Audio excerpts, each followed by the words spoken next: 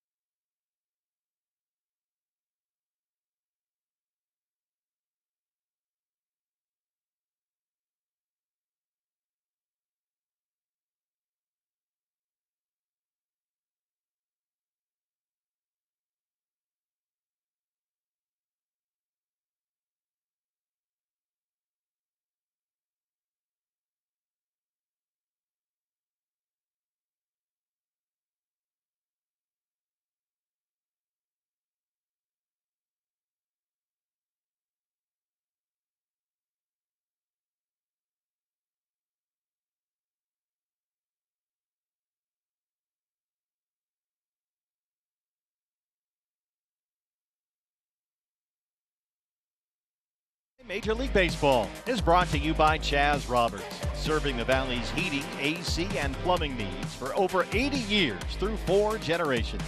By Jack in the Box. Score a free Jumbo Jack from Jack in the Box after a D-backs home run. By Indeed, the world can work better. And by Sanderson Ford. The best play on a new Ford is Sanderson Ford, Arizona's largest Ford dealership. We are in Denver, Colorado to start off this week of road games. It is Colorado and then San Diego, but right now we get you set for first pitch here tonight as Merrill Kelly will take the mound for the Arizona Diamondbacks. Jody Jackson with you. It's a gorgeous night here, and the Diamondbacks having won 2 straight.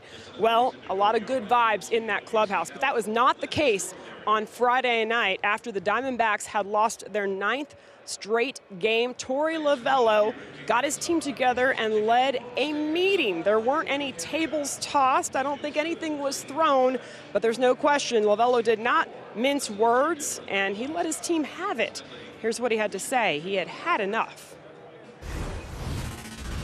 I won't share the contents of what I said, but I'd had enough. I just had enough of mediocrity, of accepting what I felt like was just average baseball that was being played for about a 3.5, 4 week period of time.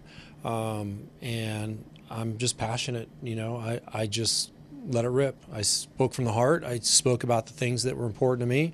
I challenged players. I targeted different things, and it's not necessarily my MO, but I felt like it was something I had to do, and it was authentic. And I think so far, so good. And the players talked about receiving that message. Now we get you set. First pitch coming your way from Denver, Colorado. It's the D-backs and the Rockies. Steve Berthiaume and Tom Candiotti have the call next.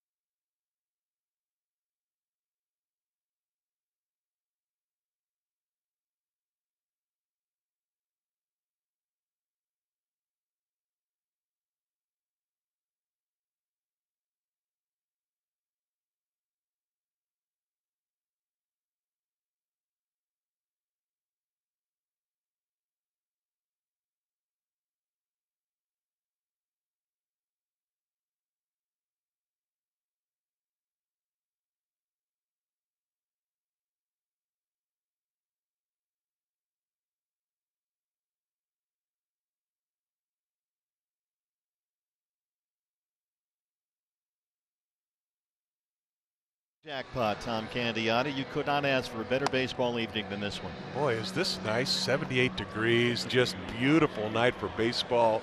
A little bit of sun out on the outfield still. This is great. And the Diamondbacks come in here having won a series against the Padres. First of 7 straight on the road. We'll play 3 here, then 4 at San Diego.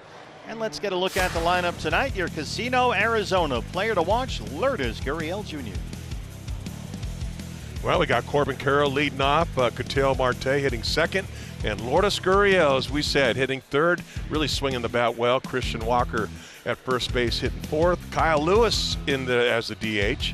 Jace Peterson playing third base. Alec Thomas in center. Gabriel Moreno out in the catcher spot, and Geraldo Perdomo over at shortstop. Well, this is a lineup that's starting to click offensively against a struggling right-hander on the mound for Colorado. It's 29-year-old Chris Flexen. His 4th start for the Rockies after he was released by the Mets last month. Yeah, I mean, he's you look at some of his home numbers here, they're not real pretty. 0-4, a 6.67 ERA in his 4 starts, like you said. Yeah, I think this is a guy, I think the Diamondbacks are really going to set up well. A right-hander, doesn't have good numbers. You got lefties in the lineup. You know, I think this bodes really well for this offense. Well, let's see if they can keep it going after a couple of back-to-back encouraging wins over the Padres. 3-0 Saturday, the comeback 5-4 win yesterday. And the first of 3 tonight on a beautiful evening in lower downtown Denver. Brian Knight, our plate umpire, calling balls and strikes, and we're set to go. D-backs and the Rockies, glad you're with us for D-backs baseball, presented by Major League Baseball. Corbin Carroll pulls back and takes ball 1. Corbin doubled and tripled over the weekend against the Padres. We'd love to get his stroke going again, especially the extra bases. In this ballpark, if he can find a gap, get it down the line, and turn on the Jets, kickstart this offense. It is just a beautiful evening here. Rockies are scuffling, crowds down a little bit. They are last in the National League West.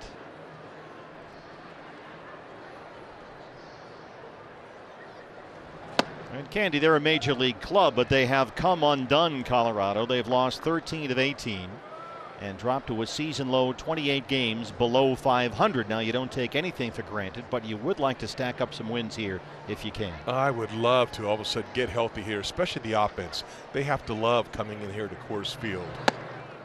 Very patient at bat by Corbin. And Flexen issues a leadoff walk as we get a look around the diamond at Colorado defensively. That's provided by E.D. Marshall Jewelers. Elias Diaz, the all-star, behind the plate for the Rockies. Yeah, Flexen on the mound. You have Montero at first, Rogers at second, Tovar having a really nice year at shortstop, McMahon over at third base, Jones, Doyle, and Toglia out in the outfield for the Rockies. Well, let's see if Corbin Carroll feels like taking off. Ketel Marte steps in. Keep in mind, Diamondbacks base runners and bunters. Alaurice Montero is playing first base, and he is challenged defensively. Yeah. Politely. You're very nice to him out there. Not a very good defender. He's in there for his bat. Flexen throws strike one to Ketel. Corbin still holding.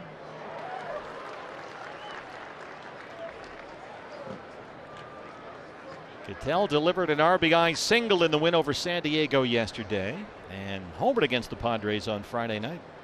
You know, Flexen also is a pitcher that doesn't have stuff that's going to go out and outstuff you here. For him to be successful, he needs to be right on the corners.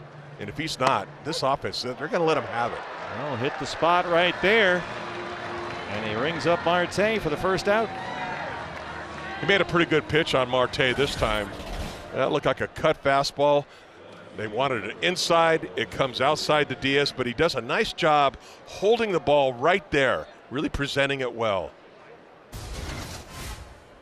So one away for Flexen, and batting third in left field tonight, Lourdes Gurriel Jr., who takes his timeout before the at-bat begins.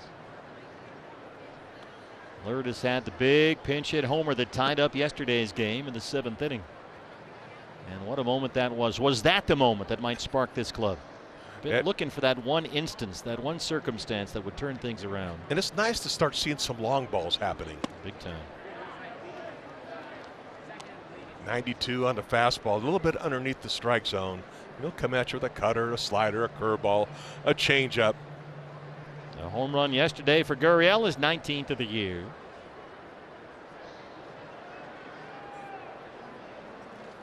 Corbin still holding down there. Lourdes gets it in the air deep to center. The rookie Brenton Doyle is under it.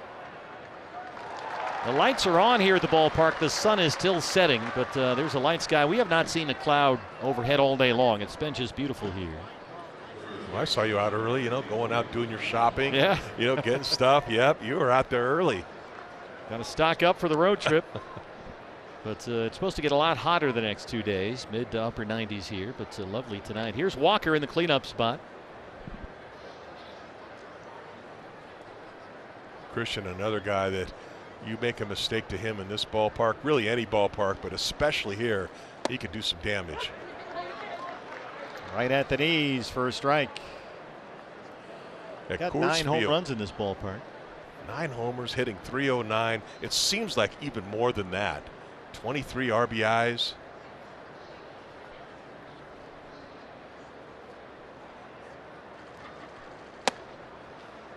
And also another thing I would like to see, and I'm sure that you would agree with me, is to get the running game going.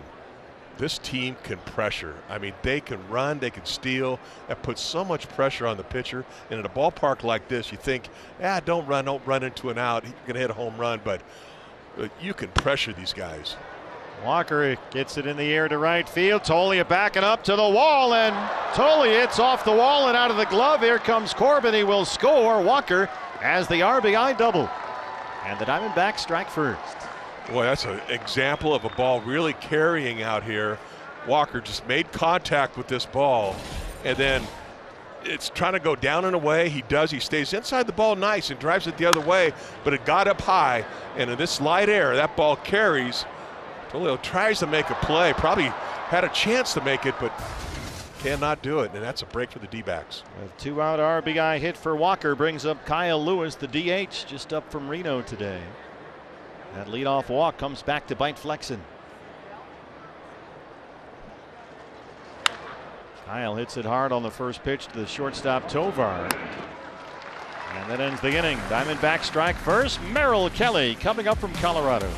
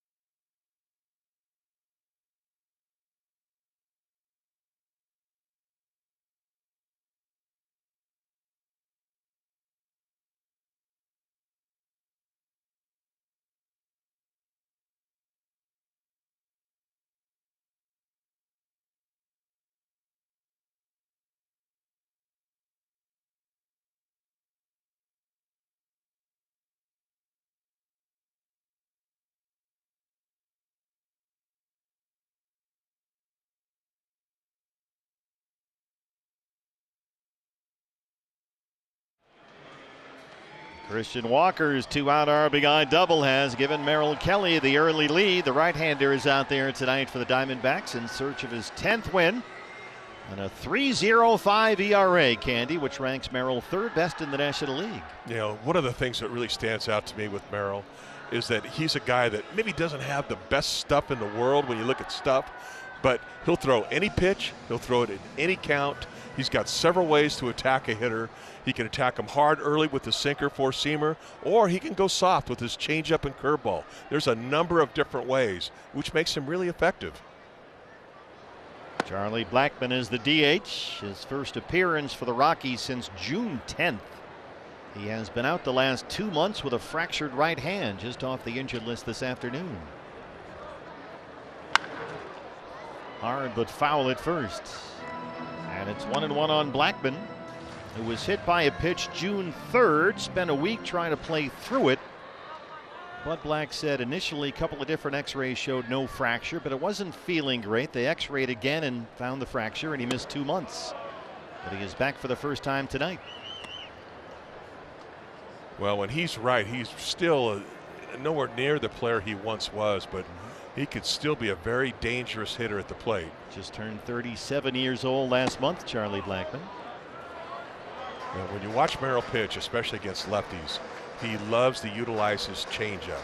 He's thrown a couple right there back to back, but behind on the count 3-1. Blackmon not biting.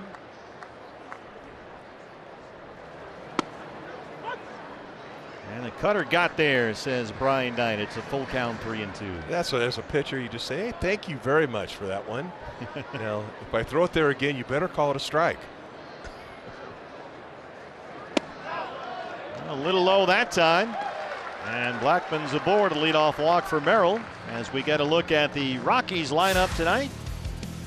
Highlighted at top, Charlie Blackmon. It's a different team when he's in the lineup. There's no doubt about that. They've missed him. Yeah, there's no doubt about it. As we were just saying, he's maybe not the same player as he once was, but he can still make a difference. He's a very professional hitter. He can hit all different types of pitching. And when you get guys on base, he can turn it up a notch. Yeah, they love him here in Colorado, and why not? Different vibe when he's in the ball game. Here is the very promising young shortstop, 22-year-old Ezekiel Tovar, a rookie known for his defense, but he's leading the Rockies in hits this year. Just turned 22 years old August 1st. It's like a number 2 hitter. He's going to try to shoot the ball through the right side of the infield. Walker holding Blackman on. Probably not a threat to steal anymore, but still, as a number 2 hitter, he's looking to try to shoot that ball that way. Maybe get Blackman to third.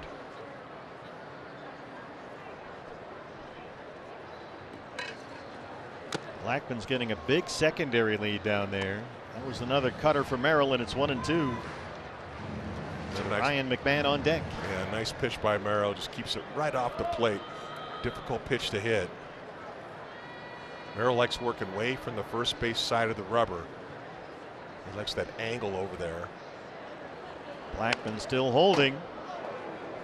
I started to see Candy Merrill go to that slider more and more often. That's a pitch that he and Brent Strom have worked on, tried to make it more usable. And it does seem like he's making an effort to get it in there more often. I think he's also learning how to use it. You know, he once didn't really have that pitch before. He could throw it, but he never really used it till this year.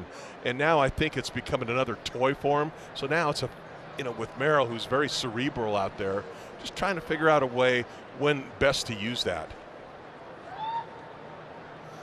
Ahead of Tovar, a ball and 2 strikes. Merrill Kelly beat the Rockies when he pitched here at Coors Field, but that was way back at the end of April. Went 6 innings, 1 run. Diamondbacks won it 9-1. And they're on the numbers from that start. Excellent start.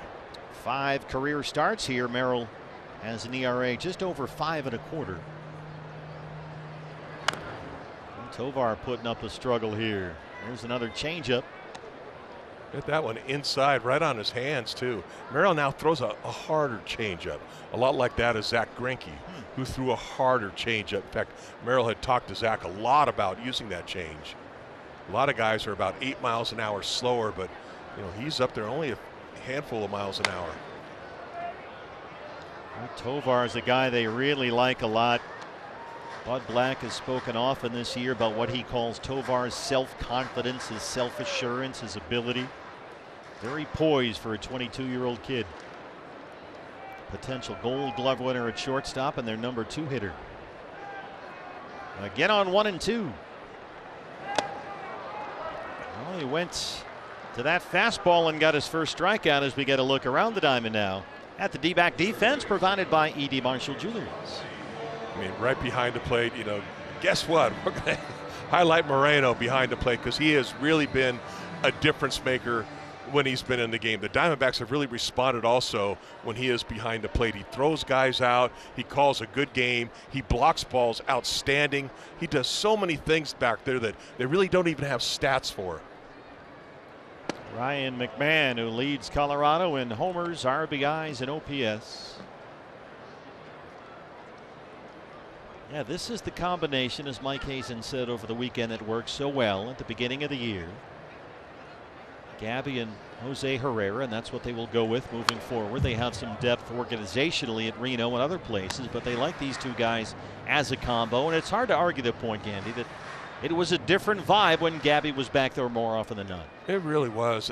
We weren't quite sure when he took over. We liked him in spring training. He looked good, and he checked all the boxes. But then the more you saw him play, the more you really fell in love with him. And the pitchers, they've responded to him also. Good fastball right there, just kind of beat him. 1-2 on McMahon. Now he'll throw 2 fastballs also, the 4-seamer and also the 2-seamer. Both of them are excellent. Merrill reads swings very, very well. If he sees that you're not on his fastball, he can come at you with it and keep attacking you with it.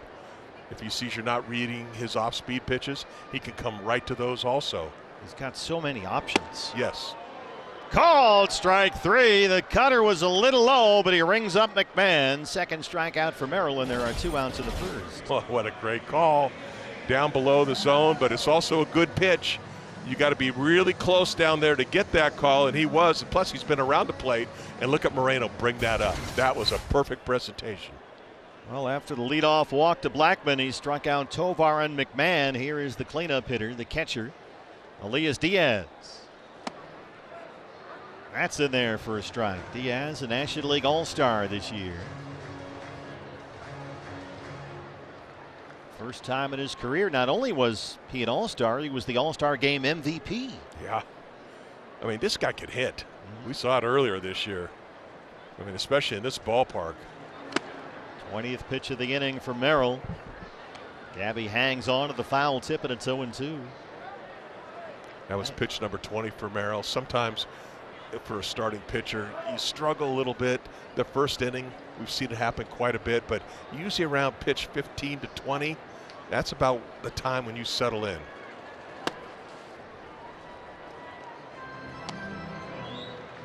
It's a very lethargic pace for Merrill. He has taken his time out there, very deliberate.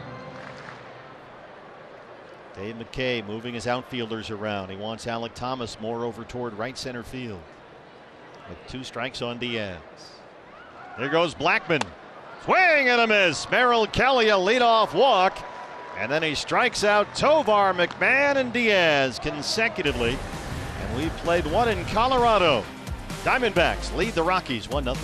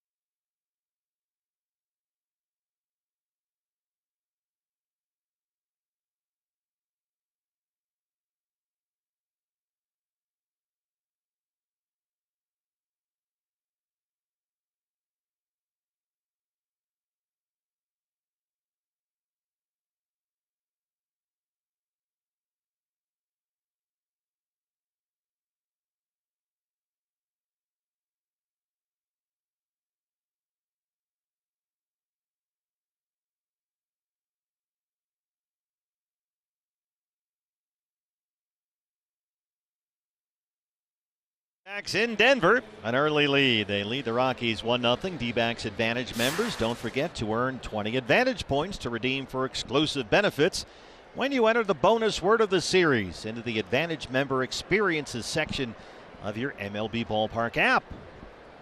Today's bonus word is Blake, as in Street Bombers. The Blake Street Bomber. The old days here in Colorado. Jace Peterson leads off the second against Chris Flexen. Peterson the start at third base today. And unfortunately, I used to have to pitch against the Blake Street Bombers. With your stuff? Oh, my goodness. It must have been like batting practice. It was like batting practice. Trust me. Yeah, that's, Bob's always had the theory that the Rockies, they look for particular types of pitchers. They want good defenders out there. Just get sluggers and hit a million home runs. And that's the way it was like, too. Everybody in the lineup could hit home runs.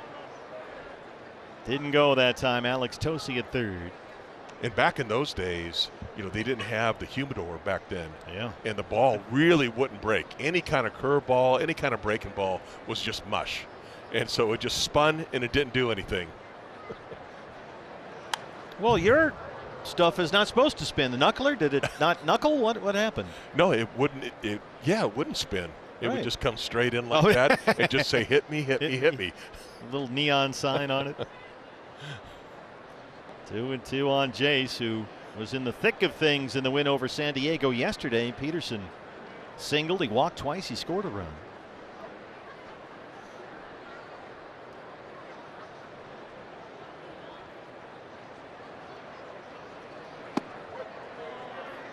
Well, the changeup is up there, but it's a strikeout for Flexen, and there's one out in the second. I did forget to eat dinner here before the game tonight, Bert, and I am really hungry. So, you know what happens when the D-backs hit a home run tonight? You hit it big. You go big. And you are big. You get a free Jumbo Jack with a large drink purchase the day after the D-backs hit a home run. So I guess I got to starve myself. Well, probably won't have to wait around too long here at Coors Field as Alek Thomas steps in. Alek, as we showed you at the top of the show, had that deep fly ball that brought home the go-ahead run that won the game yesterday. And Alek shoots one the other way, right at Nolan Jones, who got a bad break. It gets over his head, and Alek Thomas is in standing up at second base.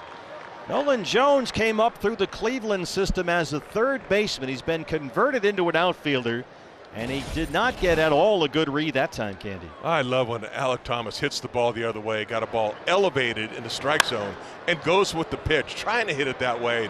And you're exactly right. If you just misread it for a second, you will miss the ball. And watch Thomas take off. He knows he hit it well, but hits the bag, and he is off easily into second base. Alek really hits the ball hard when he connects. He can do a lot of damage. He's at second with a 1 out for Gabriel Moreno.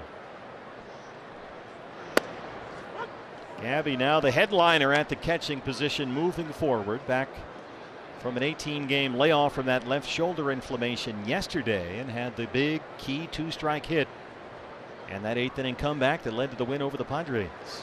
That one rolls away from Diaz, not quite far enough for Alek to advance, and it's 0-2 on Gabby. Curveball in the dirt that time. I mean, way in the dirt. He really fooled on the swing. Now, a lot of times as a pitcher, a lot of things click. When there's an out and you have a guy on second base, you have to be careful he doesn't steal third base. Alek Thomas, if he gets a good read on him, he might take off here. Gabby, a very good 2-strike hitter. That's headed for foul ground. Montero won't get there.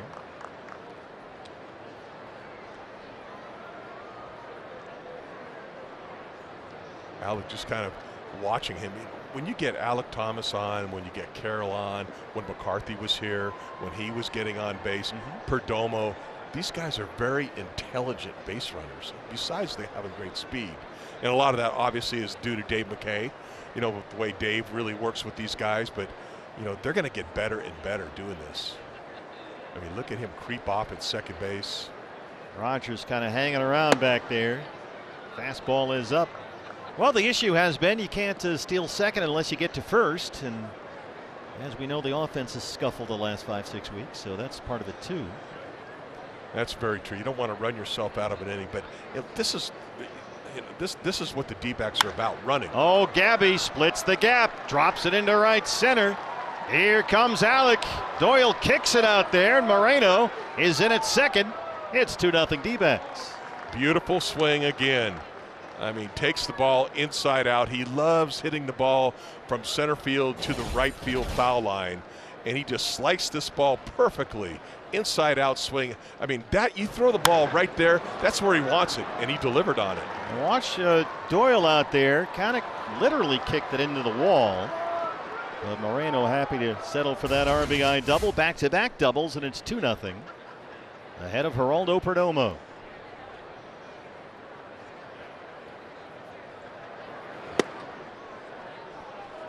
Perdomo with a big swing that time, cutter inside. As we said, flexing to be successful, he needs to live on the corners. When he misses, I mean, hitters are going to make him pay, just like Moreno just did. 2 runs on 3 hits. They've hit 3 doubles so far. Perdomo behind 0-2. He's been something of a bunning slump lately, but yesterday decided to swing for the fences and homered against the Padres, his first home run since May 28th. It had been nearly 60 games. I wish I could count over the course of my playing career, broadcasting career, of guys that can't get a bunt down and then hit a home run. Out of frustration, it's almost. Unbelievable. Well, he took a cut at that one. And third strikeout for Flexen. It'll bring up Corbin Carroll. I don't think you want Perdomo swinging for the fences all the time, though. That's the No. trap there that you'd like to see him avoid. He's been taking some big swings. Here is Corbin, and Walkden scored to lead it off.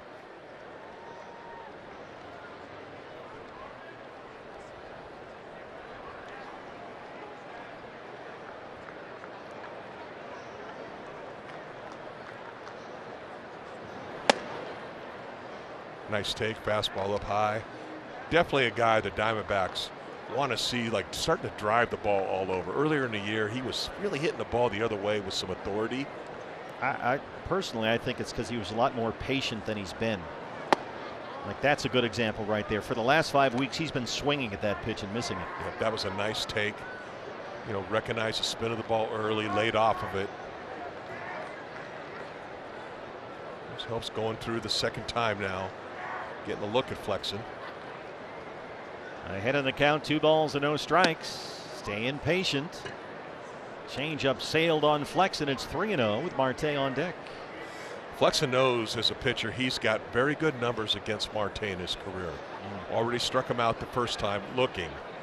Well, he knows he has an open base. He's not going to give Carroll anything good to hit. There's a 3-0 strike. Fastball is in there.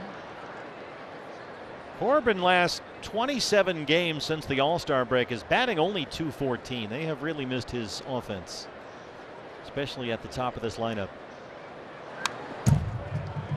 Oh boy, he left a pitch to hit there. He left a flat cutter right on a tee for him.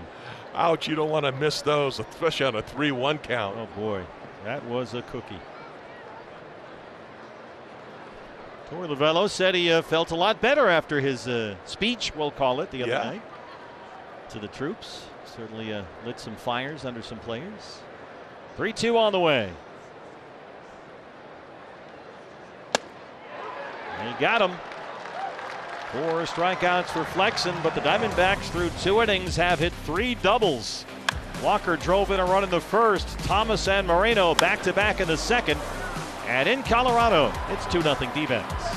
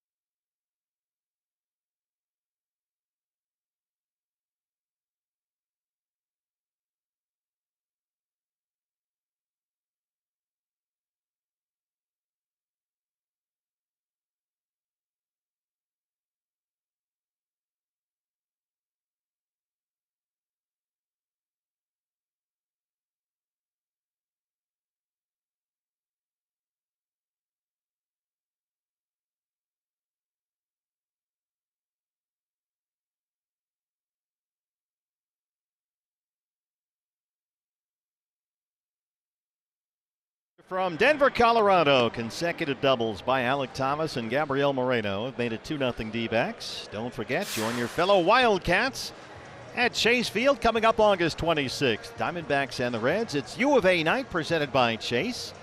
You can purchase a special event ticket pack. You'll get a game ticket and a co-branded U of A D-backs t-shirt. dbacks.com/U of A for tickets and information. Pretty good deal, $40. You get that awesome T-shirt and a game ticket. Cincinnati Reds. I'm getting one of those T-shirts. In the thick of the wild card race. That's right. You are now a U of A officially, since your son is going to play for Chip down there this year. That's exciting. I'm a Wildcat now. You are. Well, you've been a Wildcat for a long time, but no, that's another story. Here's Brendan Rodgers. Hello. 0-1 on the Rockies second baseman. Right up the middle, right at Ketel Marte. Time to recover and get Rodgers. And Merrill is sit down 4 in a row. Yeah, nice pitch, great result, perfect defense. Marte right there, the hard hit ground ball. So will we see you at Tucson for a lot of U of A games? Yes, you will. I mean, every game I can make, I will be there. Is he going to work out of the bullpen starter? Do we know yet? We don't know yet. Guessing it's going to be a starter. That's pretty much what he's done his last 3 or 4 years. It's exciting. Way to go. Yeah, I'm happy. Nolan Jones. Got to see former Diamondback manager Chip down there and talk to Chip. He took us around, showed us a great tour. Well, the facilities are fantastic. Oh, what a blast that was. Got to be careful with Nolan Jones. He just had a 2-homer game at Milwaukee last week. He's got some power when he connects, but there's still some polishing to do, they think, here. But he is a potential all-star player. He's only 25 years old. When he stands up there, you know, we like to make comparisons a lot. Sure. He reminds me an awful lot of Matt Olson.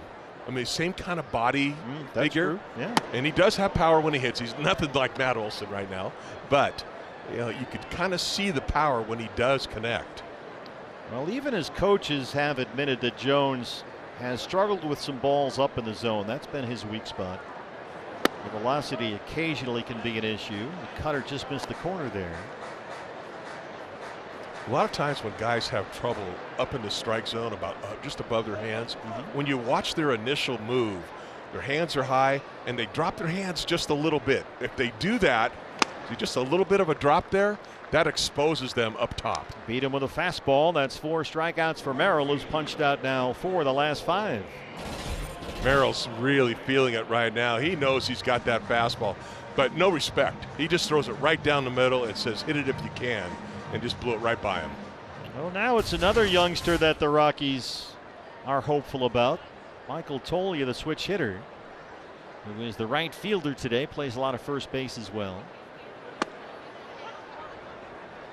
Toglia was a Rockies first rounder out of UCLA back in 2019. His first look at the big leagues last year.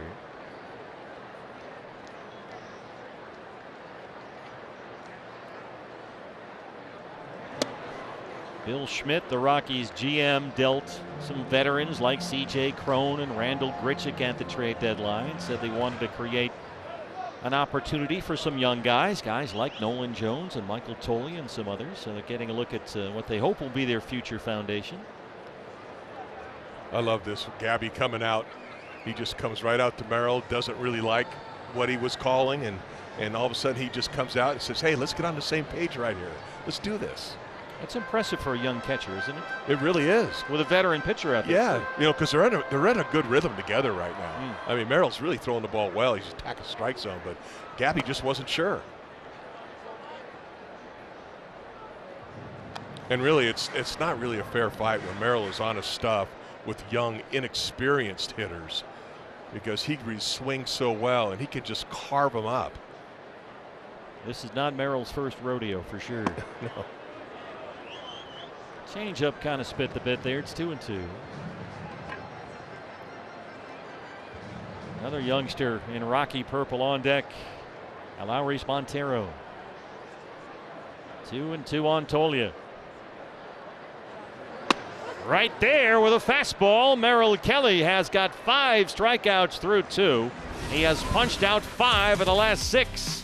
And when we come back, Ketel Marte, Lourdes Gurriel Jr., and Christian Walker coming up.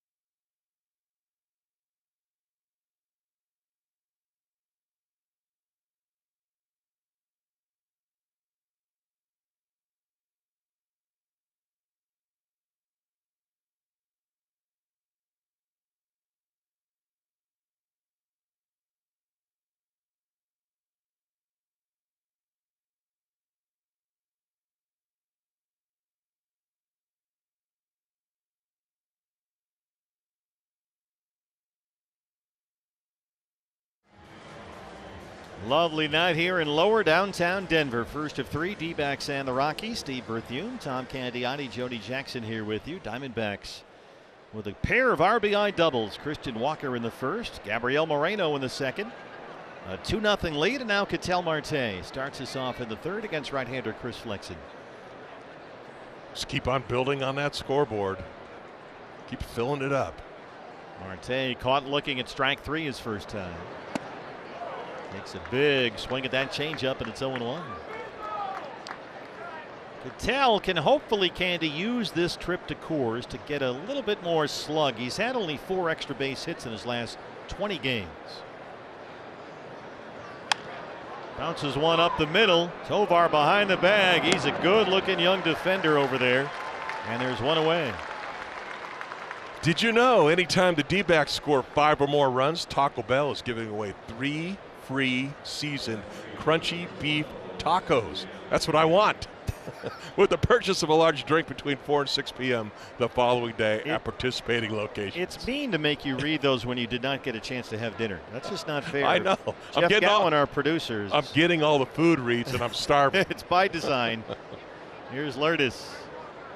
Flying out to center his first time. Fastball at the belt is a strike.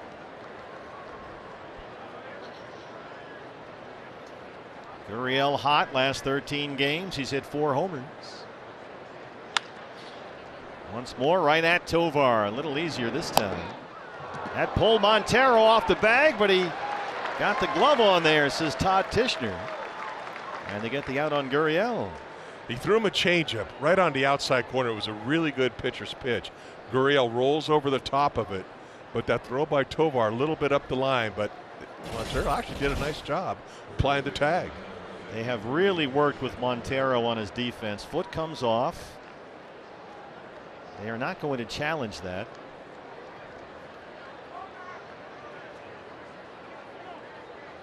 Maybe he got him on the knee. Yeah, I think he got him right in that knee, just right above the knee area. Walker will take his time out before they get back. Christian doubled off the wall in right field with 2 outs in the first to score the game's first run after a leadoff walk to Corbin Carroll.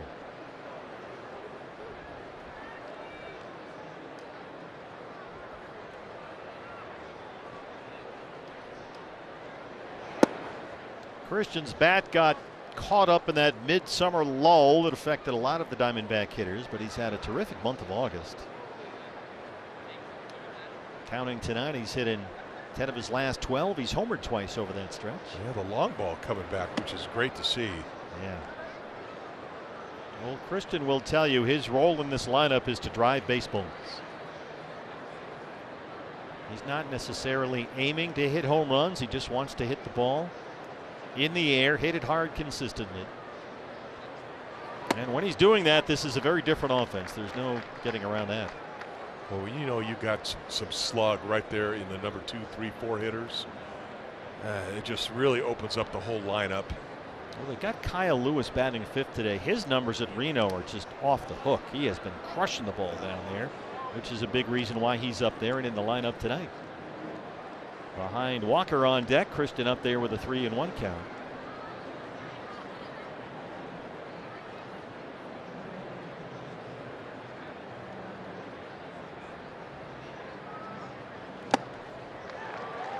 A high fastball. Christian with a good pass at it. Just came up empty. You're not going to get too many pitches right there at 92 miles an hour by him. There is Kyle Lewis, the DH tonight, just up from Reno. Jake McCarthy optioned out. 3-2 to Walker right here. Got under it. Shallow right. Tolia coming in. He's still the only guy out there fighting the sun.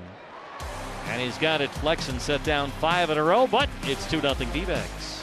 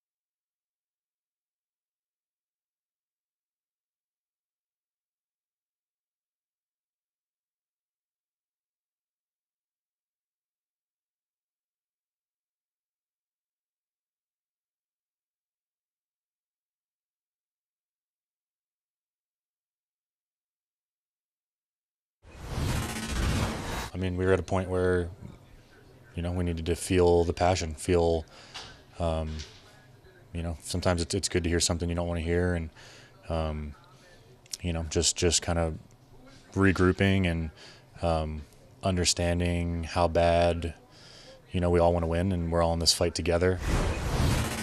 And it was a passionate speech by Torey Lovullo, kind of lighting into his team, making sure they're pulling on the same rope and playing for each other as they did for most of the season. But that 9-game losing streak, Torey said, just tired of the mediocrity. And guys, I think, you know, it's always good to make sure your team is staying connected, as Corbin Carroll makes the catch right there for the first out. And that's the one thing that Torey said pregame. You guys were in there, as far as it's not really his MO.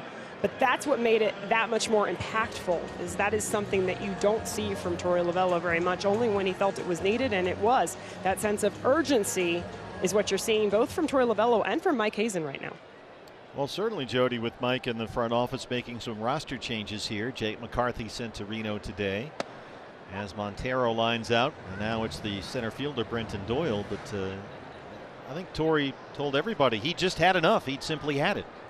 And the thing about Torey, too, we all know his personality, you know, where he's, you know, there's lots of words of encouragement all the time. Oh, yeah. Always trying to encourage his players and, you know, trying to get them as comfortable as possible. But sometimes when you hit the boiling point and you just let it go. And he did. That has a lot of meaning to it.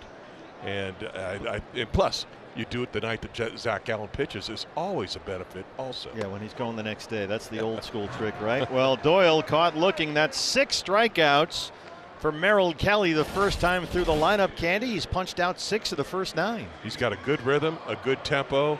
Look at the location. Boom, right on the outside corner. 93 miles an hour on that 2-seamer. Charlie Blackmon. Blackmon walked to lead it off. He's been Colorado's only base runner against Merrill Kelly so far. And the fastball misses in. Blackmon, the DH, his first game for the Rockies since June the 10th. He has missed the last 2 months with a right hand fracture. Just off the injured list this afternoon. And Charlie Blackmon, as he so often does, has a base hit. Snaps a stretch of 8 straight set down by Merrill. Charlie has always loved the pitch down. He got a cutter down and had a lot of the middle part of the plate. Watch the location, but he likes it down. He just drops the head of the bat and just smashes that ball to right field. 2-out single ahead of the shortstop Ezekiel Tovar, who struck out his first time up.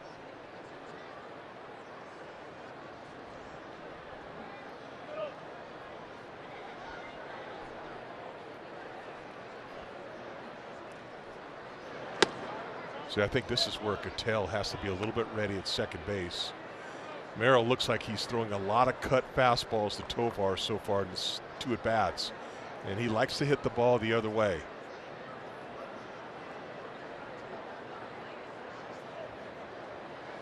Well, that is a little tricky here for Cattell, isn't it? Because he's got to stay near that second base bag with a right-hand batter up and Blackmon at first. Yeah, I mean, what it does, you don't have to necessarily shift, but you know, as he's throwing the ball, it's that ability to anticipate. Maybe that ball is going to go, so you get a quick jump, then maybe quicker than normal. Cutter, there's that cutter you talked about, fouled away. Yeah, he's going to keep on with that cutter and that slider on the outside part of the plate to this guy until Tovar shows him that he can go out and do something with it. Now, he'll throw him inside to keep him honest, you know, but mainly to show, and then he knows he can get him away outside. 2 balls and 1 strike. Another cut fastball, and it's 2-2. Remember, Merrill was out for a month. He missed nearly all of July with that blood clot in his right calf. He has made 4 starts since coming off the injured list, and Merrill in those 4 starts has given up only 6 runs. It's like he was never out, never skipped a beat. It's amazing how quickly he comes back and how good his stuff was in his location. That's a base hit for Tovar. Splits the gap in left center. Blackmon kicking it into high gear. Tovar heads for second with a hustle double. The gap between Gurriel and Thomas. Back-to-back 2-out hits for Colorado. Comes a changeup by Merrill. He misses his spot, leaves it over the plate, smashes it by Perdomo. And when you see the ball get retrieved, Blackman's going to third base easily, but Tovar read the throw coming in, and he read it perfectly, and he enabled him to get to second base. Very smart young player, Ezequiel Tovar. They are thrilled with him this year. A baseball IQ, you could see it. Well, this is the big bat in this lineup. Ryan McMahon, who leads them in homers and RBIs. And Merrill just throws a cutter right down Broadway for strike one. McMahon, second and third, 2 outs. McMahon does have 2 career home runs against Merrill. Got to be careful with this guy. You do have an open base. Other thing about McMahon is the strikeouts pile up. He has the power, we know that, but it comes with a lot of swing and miss. He is 4th in the majors in strikeouts this year.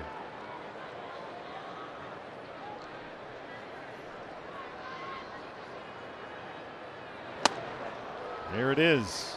His strikeout rate is the highest it's been, in fact, in 5 years. It's up over 30% for Ryan McMahon, and he's behind 1 and 2.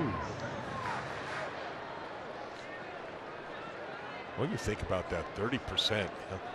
That is a lot of strikeouts. Yeah, they have had to live with that with Ryan McMahon. And there it is, another chaser. Good change up there by Merrill, who's punched out 7 and leads it 2-0. Just up from Reno, where he's put up some big numbers. Kyle Lewis leads off the 4th.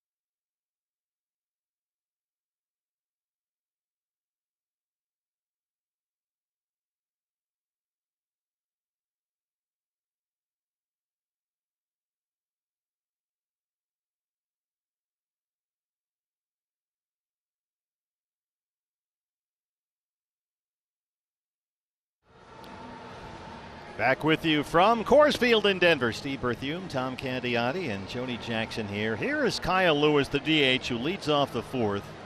Called up from Reno today when Jake McCarthy was optioned back to AAA. And Candy, look at what Kyle Lewis has been doing with the Reno Aces this year. These numbers are insane. Oh, these are PlayStation numbers right here. 56 RBIs in fewer than 50 games. And an OPS over 1,100. So Kyle is up. Just stay hot. Yeah. We asked Torrey about the move today, obviously with Jake and Kyle, and Torrey said, look, Kyle Lewis was just forcing things by the success he was having in Reno. Quality at bats, controlling the zone, impacting the baseball. The numbers certainly speak to that. And Torrey has told us all year long that, guys, if you do well, you're going to get called up. The evaluators have told Torrey that for the last 2 weeks or so, Kyle Lewis at Reno has been the best player on the field for either side. And so now here he is. Yeah, such an athletic body also. Of course, he's had those 3 knee surgeries. You can see that brace under the pant leg there on his uniform for Kyle. 3 operations on that right knee. He's got a protective brace. There it is right there on the back leg. Reaches down and lifts it out to Tolley in right field. It's carrying a bit to the warning track, and he's got it for out number 1. That's 6 in a row now, Candy. Set down by Flexen, who has settled down a bit. He had a 10-pitch 1-2-3 third. Yeah, he's been kind of working his cut fastball also, and he kept that down and away that time. And Kyle really couldn't get a lot on that ball. Jace Peterson struck out looking in the second, the third baseman tonight. Was another guy the Diamondbacks would really like to get going here. Jace has some power. We haven't quite seen that yet. We know he can run also. We haven't quite seen that yet. He was in the thick of it yesterday in the win over San Diego for sure. But you like the versatility, you like the experience. He signed a 2-year, $9.5 million free agent deal with Oakland over the wintertime. Flexing at 50 pitches, 32 strikes. And so he is under contractual control for next season as well. Now at the age of 33, his 10th season in the big leagues, Jace Peterson.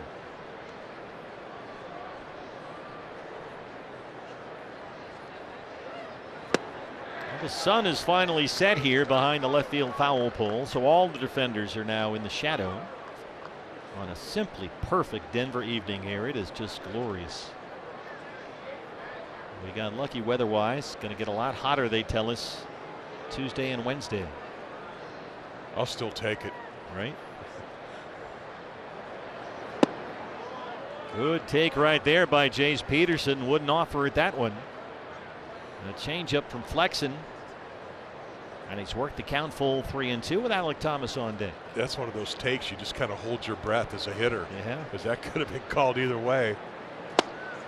That one as well, but the fastball was on the corner, and Flexen has set down 7 straight. He's got 5 strikeouts. He rings up Peterson for the second time tonight. We talked about Flexen having to be on the corners to be successful. Put it right on the corner, inside, down, and in. And that's a perfect pitch. He has set down all 7 he's faced since that Moreno RBI double. Here's Alek, who lifts it out to Jones in left field, drifting over to the warning track. And it's another quick inning for Chris Flexen, who's retired 8 straight but trails it 2-0.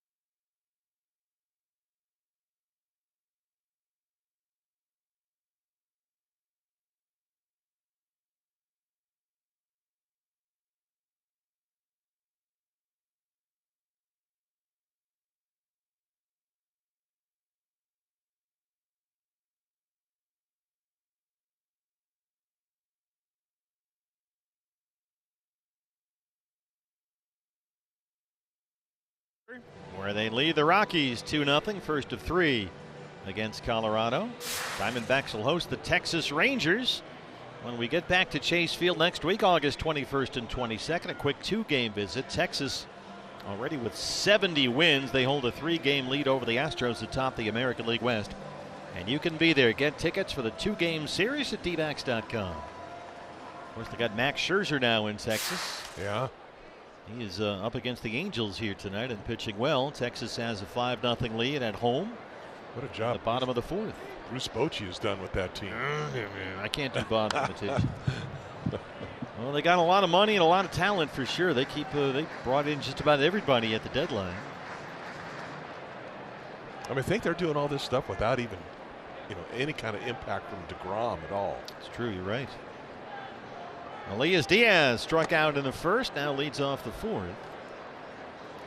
And Merrill just over 50 pitches. Merrill Kelly 1 walk and 7 strikeouts. He's given up just 2 hits. He's on cruise control right now. I mean, he's hitting his spots. He's mixing it up. Moreno and him are working perfectly. This is hit pretty well to center, but Alec Thomas is there. And there's one away. Diaz 0 for 2. It's Brendan Rodgers now. Rodgers, another guy like Blackman that had missed a long time, and they just got him back. Their outstanding second baseman. A young career stalled by surgeries on both shoulders. He's only played 9 games with Colorado this year. And a severe left shoulder injury early in spring training. And didn't play his first game until July 31st. He just got back. When he's right, he can really hit. He's a very good offensive player. Now in his 5th season with the Rockies, he was the National League Gold Glove second baseman last year, Brendan Rodgers.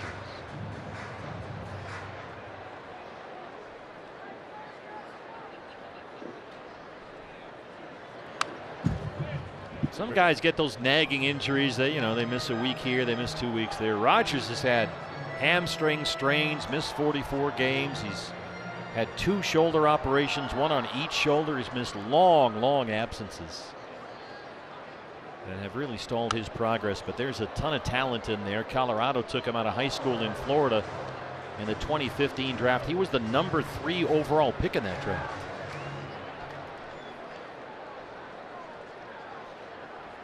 I think that produced Bregman, I think, and Dansby Swanson, I believe. Oh, Merrill Kelly. Boy, that slider, we talked about that pitch, Candy. Merrill's using it more and more. And that is strikeout number 8, 2 outs in the 4th. He's just loving his cutter, slider. I mean, right on the outside part of the plate. Look at the grip. Is right. Got one big seam where he can get a lot of feel on, and then he just torques it right to the glove of Gabby. 2 outs in the 4th ahead of Nolan Jones, who struck out in the 2nd. Another thing, when you're watching Merrill in this game, he's not casting anything. Very easy to do here at Coors Field, especially with a curveball. What does that mean, casting? He's keeping everything out front. Release point is out front. Okay. Not up high or out to the side. I kind of cast, they call it, where the ball just kind of never really makes it back. Curvy, you kind of cast the ball. Almost like you're fishing. Yeah, almost like that. Like okay, you're just kind of casting out there. He is like driving the ball right to the glove. Well, let's see if he goes after Nolan Jones with a fastball here. Remember, Jones has had some trouble with fastballs this year. Merrill beat him with velocity his first time. He tried to get him right there. That's a beauty, up and in, just missed. That's the spot. If you just keep hammering that spot right there, he'll have a tough time getting to that.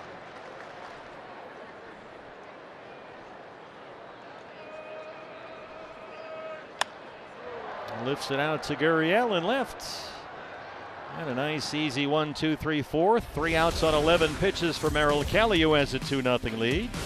Moreno, Perdomo, and Carroll coming up with the Diamondbacks 5th.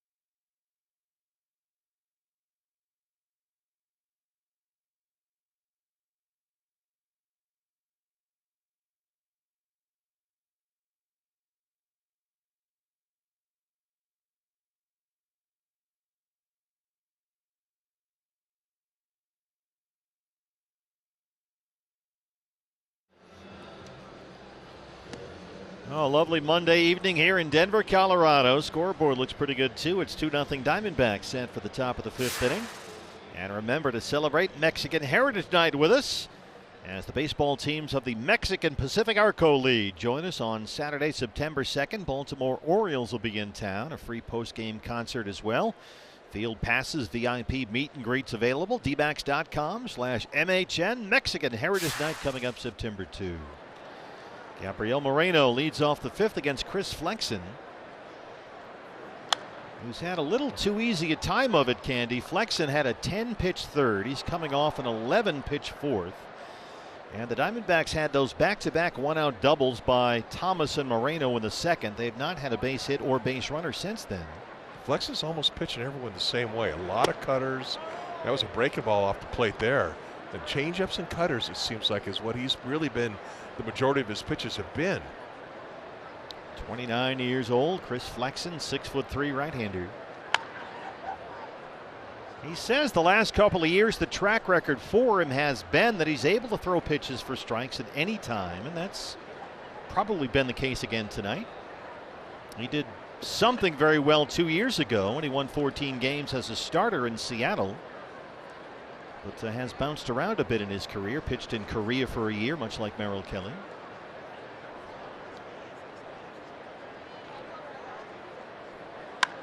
Gabby reaches out as only he can and drops it into right field, but Toley runs it down.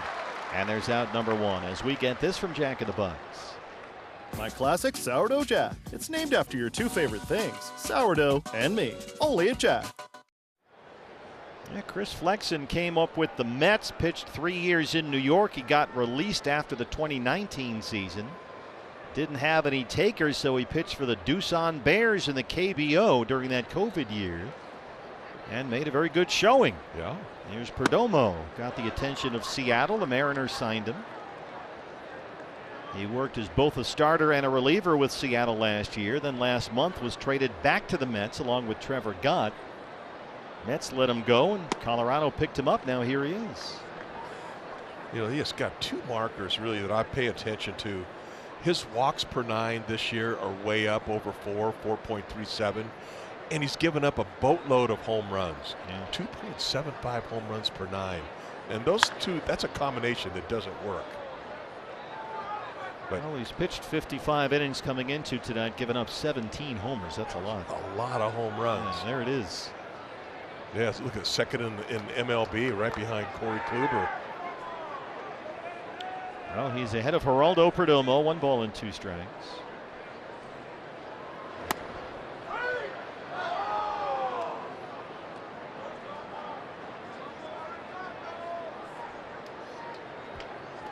Corbin Carroll has walked and struck out. He's on deck. A 2-2 to Perdomo. Hard to first. Montero's there. Calls off Flexen, who has now retired 10 straights. And with Corbin Carroll coming up, let's remind you of the date. Write it down in ink. August 26th. Diamondbacks and Reds. That's when we hand out 15,000 Corbin Carroll bobbleheads, courtesy of Cox. Get your tickets for the game. That's a must-have. Complete with the red sliding mitt and everything. That looks great just looking like bobblehead, them, right? Doesn't it? dbacks.com, August 26th. That's courtesy of Cox. How many bobbleheads have ever been made? That's a good trivia question. Has there been a Tom Candiotti bobblehead? No, I don't recall seeing one. Not even a Tom Candiotti Beanie Baby. Well, I'm not sure you would want that, would you? Candy, oftentimes when the Diamondbacks, even when they were going well earlier this year, when they get a couple of runs early, like they did tonight, the offense goes to sleep for about 4, 5, 6 innings. And that seems to be what's happening here tonight. They've not had a hit since Moreno's double in the 2nd. You also see this happen quite frequently when you have like either your 1A or 1B starter on the mound. Yeah. Happened a lot with Randy Johnson when he was pitching. Oh, because they just have confidence that 2's enough for Merrill, right? Yep, that'll do it. And they kind of seem to shut down. High chopper for Rogers. High throw, but Montero keeps his foot on the bag, and Flexen has set down 11 consecutive hitters, but It's 2-0 D-backs.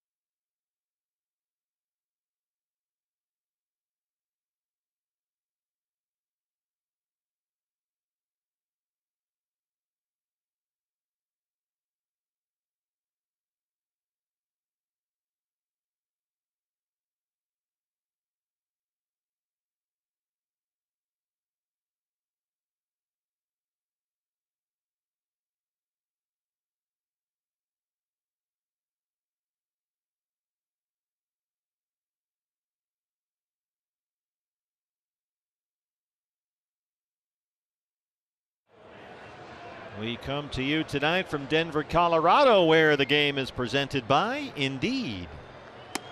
Steve Berthiaume, Tom Candiotti, Jody Jackson, 2-0 Diamondbacks. An RBI double by Christian Walker in the first, another by Gabriel Moreno in the second. Has been all the offense, and Candy, it's been all Merrill Kelly has needed. He has been outstanding so far. Just 2 hits through 4 scoreless. He's got 8 strikeouts. He does. He's got 11 called strikes, 13 swinging strikes. I mean, he has been on his game.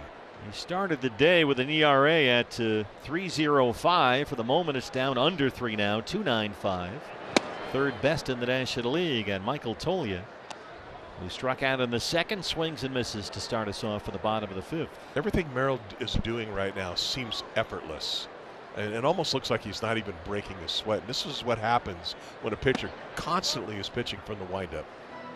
Well, it's funny you say that because Merrill last week described himself as a sweaty person. And those are his words. Remember, he had to leave that last start Wednesday night against the Dodgers with that cramp in his right calf and hamstring. He had worked 6 scoreless against LA. And remember, he had that blood clot. And you saw him limping around. He came out of the game. You thought, uh-oh, but it had nothing to do with the blood clot. He just was dehydrated. But, boy, he pitched a beauty last week. Just a cramp, so that was very good news. Yeah, that was great news. And Merrill Kelly has got strikeout number 9. He's already just 1 shy of a season high. Cut fastball. Watch where he wants a backdoor side. He puts it right where Moreno's glove was. He knew it. But look at that tight spin. Can't quite pick it up. A little foul tip and hung on by Gabby. So Toglia strikes out for the second time. Here's Alauris Montero, who lined out to right. Gets into this one, drives Thomas back to the track. Thomas to the wall, and he will watch it go. There's the power of Alauris Montero, and he gets Colorado on the board. That's the one thing they know he can do. He's got tremendous pop in that bat.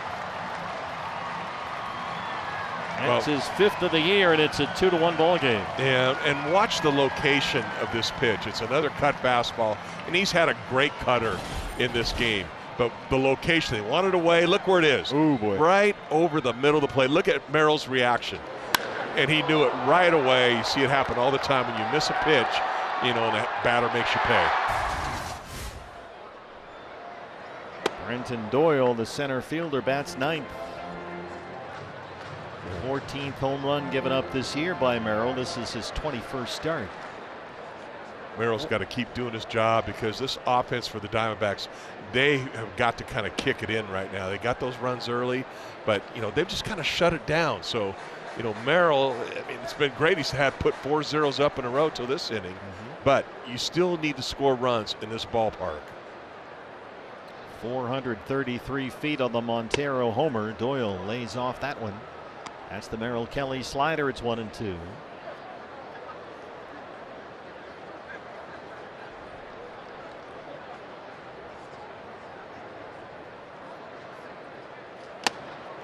Fastball by him. Merrill Kelly has matched a season high with 10 strikeouts, and there are 2 outs in the 5th. When you start establishing one pitch, this cutter, the slider, it all of a sudden makes the fastball look faster. 93 at the top, but I guarantee you that probably looked like about 98. And you can see from the side, that ball was right by him. Merrill's career high is 12 strikeouts. He's got 10 so far through 4 2/3. Blackman has walked and singled.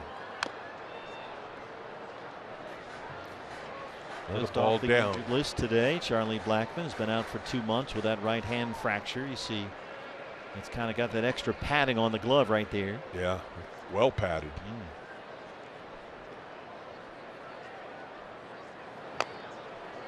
Remember those big shin guards the hitters were wearing back in the 90s? Every time I'd see Jeff Bagwell or Barry Bonds, they had that big old guard on their elbows. Elbow guard, yeah. Yeah, they didn't care if they got hit. They just stick that thing out there. Barry just armored up. May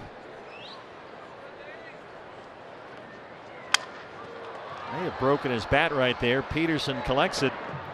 And Merrill is through 5, but Montero's 5th has made it a 2-1 ball game.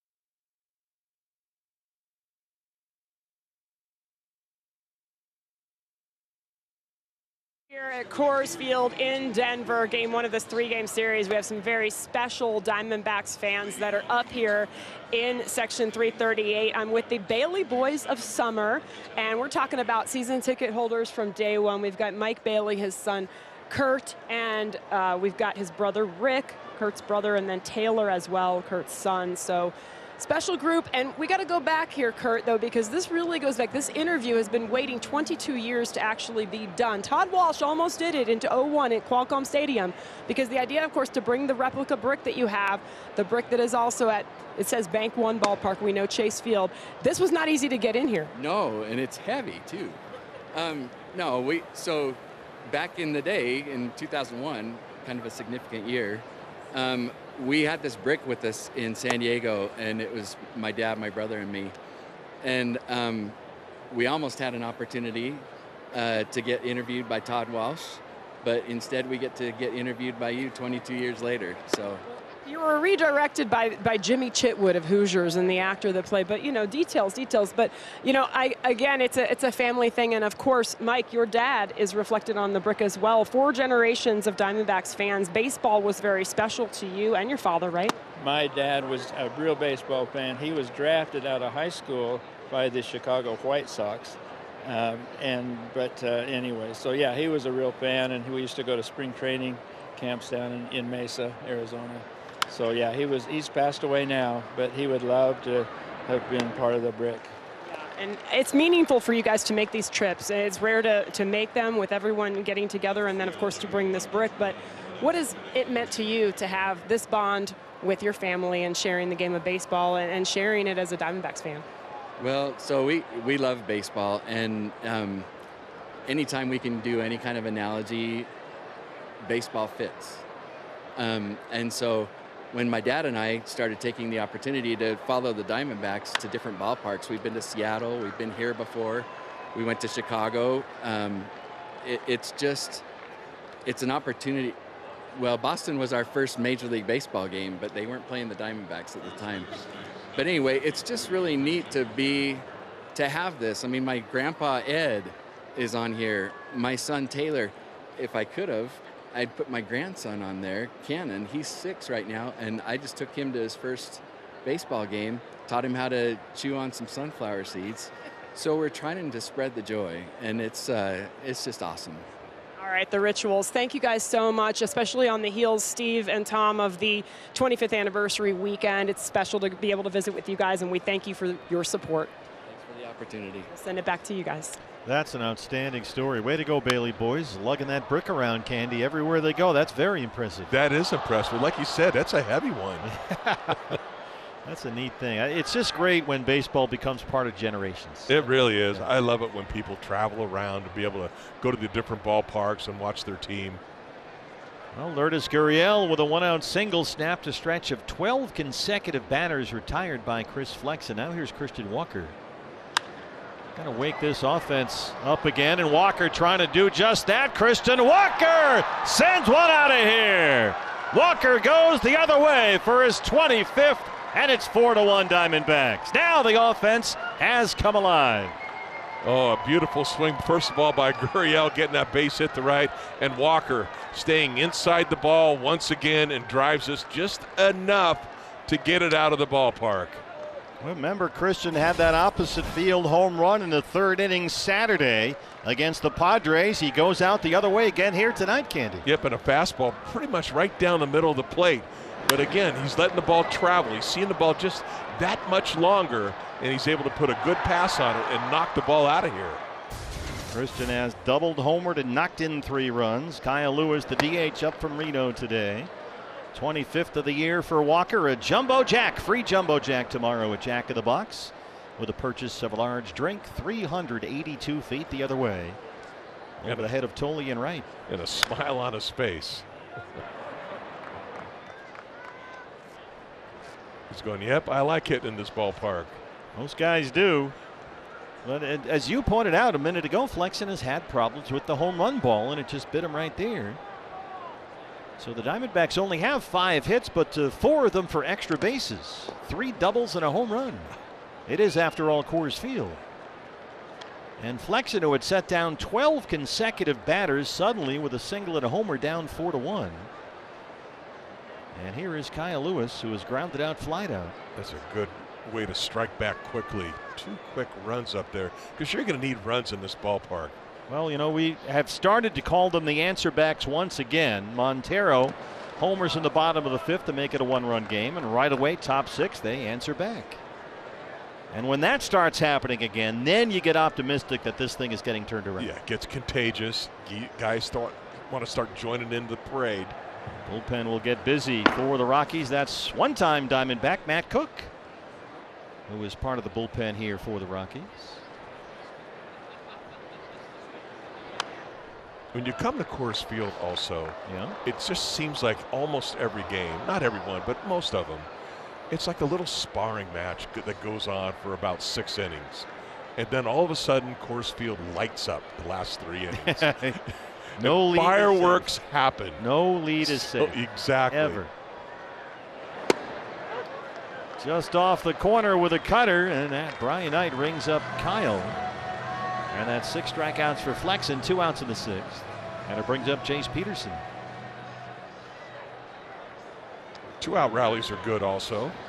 Let's see Jace get a hold of one here. Peterson has twice been caught looking 0 for 2. Well, the Diamondbacks have had great luck against Colorado this year. They have won 6 of their 7 games against the Rockies and lead this one 4-1. Hard to second, a 1-hopper. Quick glove hand there by Rogers. And that's the end of the 6th. But Gurriel singles with 1 out, and then Christian Walker, another opposite field home run. That's his 25th. And in Colorado, it's 4-1 Diamondbacks.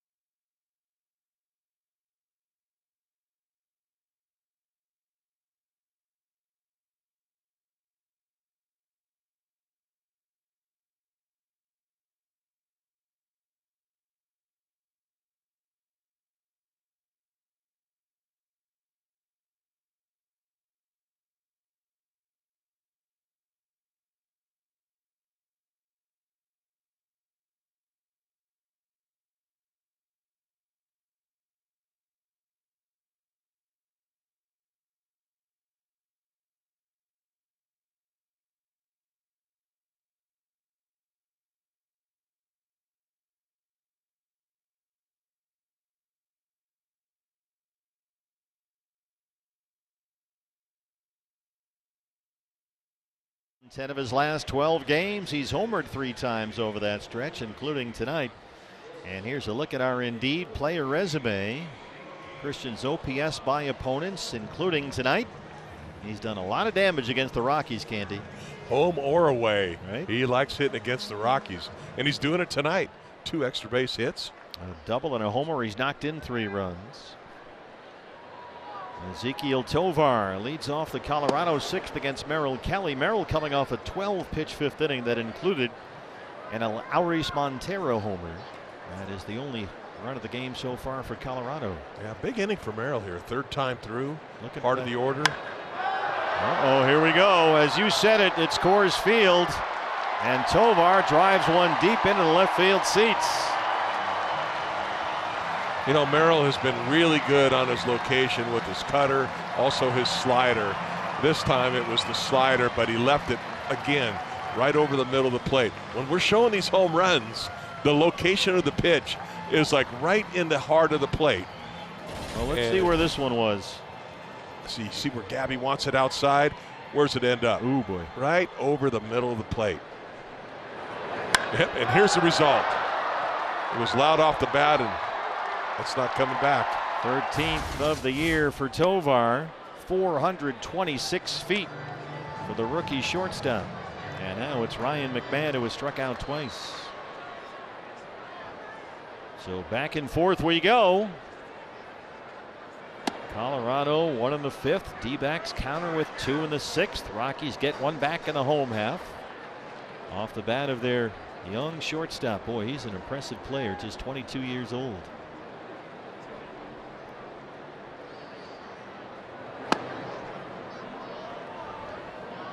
And now Merrill has fallen behind on McMahon 3-0. With Elias Diaz on deck. Merrill so far has walked only 1. The leadoff hitter, Charlie Blackmon. He has matched a season high with 10 strikeouts. It's the 5th time in his career Merrill has struck out at least 10 in a ball game, and the 3rd that he's done this year. Well, he's really making his pitches. That was a great 3-0 pitch. Boy, that's another one, Candy, right? I mean, that is center, middle. Again, that was a cutter, too. He missed it. He wanted to throw a strike, but he didn't want to throw it right down the heart of the dish. So now it's a full count on McMahon, 3-2.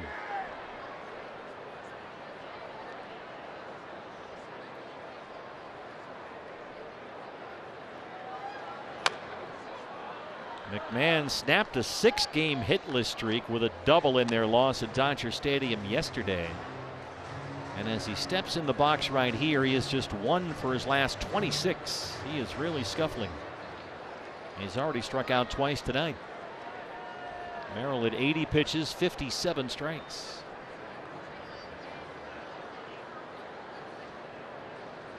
And McMahon goes down swinging for the 3rd time tonight. 11 strikeouts for Merrill Kelly. What a beautiful changeup. Moreno calls it. This ball's down. And McMahon thinks it's a fastball, and he is really fooled. He's way out in front, and he swings and misses. A new season high in strikeouts for Merrill Kelly. He's 1 shy of matching his career high as Diaz steps in. He's 0 for 2. And he's only at 81 pitches. Usually when you have that many strikeouts, you'd think your pitch count would be a little bit higher than that. Well, Merrill had 11 pitches in the 4th, 12 pitches in the 5th. Nice cutter once again, outside part of the plate. Colorado with 2 runs on 4 hits, both homers. Montero in the 5th, Tovar in the 6th.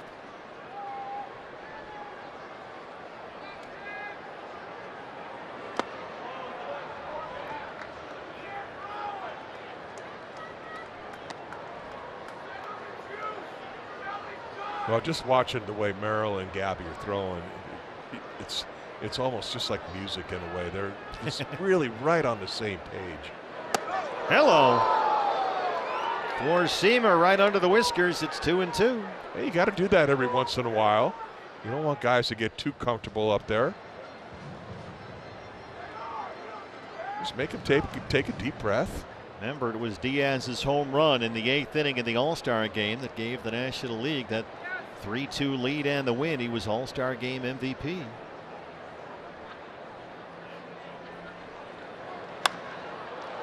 Punches that one foul. Back to the slider for Merrill. It's still 2-2.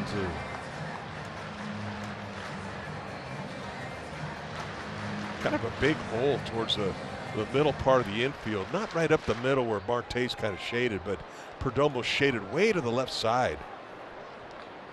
Trying to put Diaz away with 2 strikes. Ran that sinker out there, and now it's full. So back-to-back 3-2 counts for Merrill. He got McMahon swinging, and now it's full on Diaz.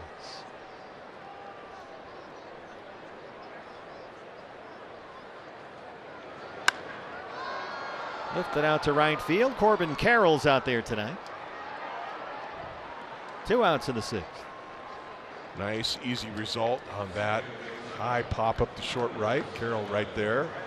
Keep in mind also with a 4-2 lead here, some of the what you call the A bullpen guys, the guys at the back end have worked a lot lately. Torrey really wanted that series win, and he went all in terms of the bullpen. Guys like Nelson and Ginkel and Castro have worked a lot here. Sewald, of course, had saves both Saturday and Sunday. So the back end guys might be a little tired here tonight. You'd like to see Merrill go as deep as he can. Rogers 0 for 2. You know, that's a really good point. You know, and it comes to the manager sometimes when you want to win a series, and it's a series the D-backs really needed to win. So you really had to press those guys a little bit. That came under the heading of we'll worry about tomorrow. Peterson off the glove and by Perdomo. Jace deflected it with Perdomo behind him, and look at Rogers hustling into second base. Nice job by Marino too, going over there and covering third base as Peterson never went back just in case, you know, Rogers decided to go to third base. Right off his top of his glove. Little jump, and too bad he couldn't make that one. Nolan Jones has struck out and flied out to left fielder. Rogers at second with 2 outs. A run is in on the Tovar homer. Merrill has, for the most part, come right at Jones and challenged him with fastballs. And naturally starts him off with a changeup. 3rd time through, it's 0-1. That's the same pitch he struck McMahon out with. He scored the Rogers hit a double, by the way. That's a double for Rogers.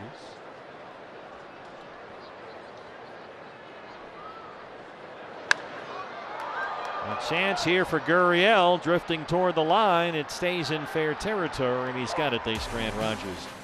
Rockies get one back on the Tovar homer through 6. It's 4-2 D-backs.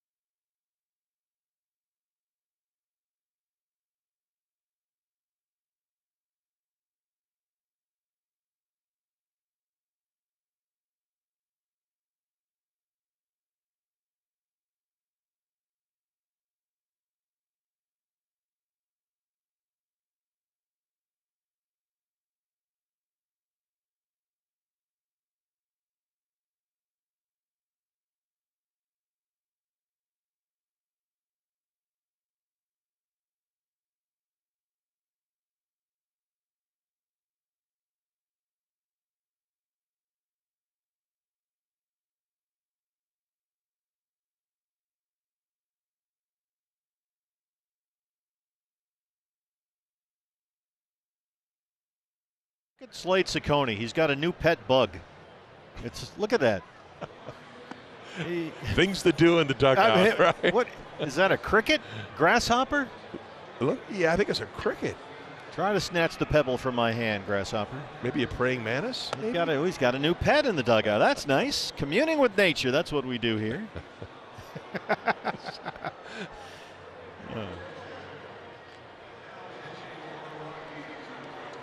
Left-hander Brent Suter, the veteran, on to start the 7th inning for the Colorado Rockies. Picked up off waivers from Milwaukee last November. His 42nd appearance of the year, and Candy's done well at 2.52 ERA. Yeah, it looks like he's done really well.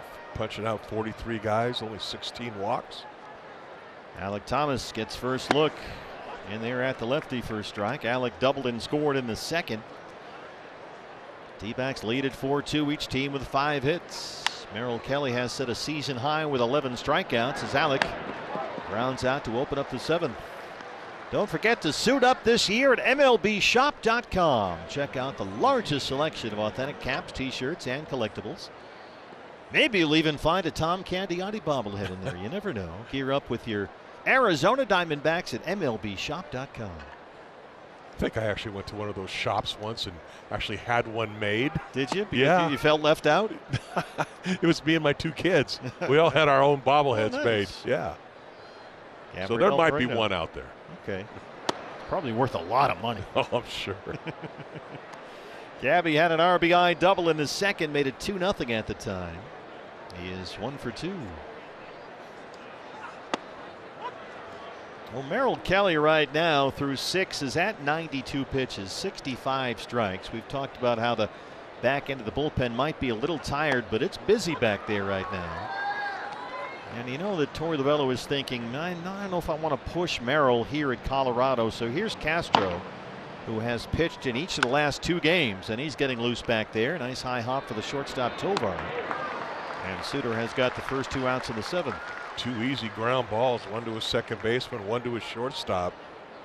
92 pitches for Merrill, 65 strikes, 1 walk, a season high 11 strikeouts. And it looks like he might be done for the night. Yeah, I agree. Got the towel on, hat off, standing up. You can always tell when they've handed in the pitch comm and put it back on the charger. That usually means they're done. I'm out of juice. Bring in a reliever. An outstanding job by Merrill Kelly tonight. 2 runs on 5 hits. Did give up the 2 homers, both solo shots. Montero in the 5th and Tovar in the 6th. And Suter hustles over there and beats Perdomo to the bag and works a 1-2-3 7th with 3 ground ball outs. It's stretch time in Denver. Merrill done for the night with a 4-2 lead.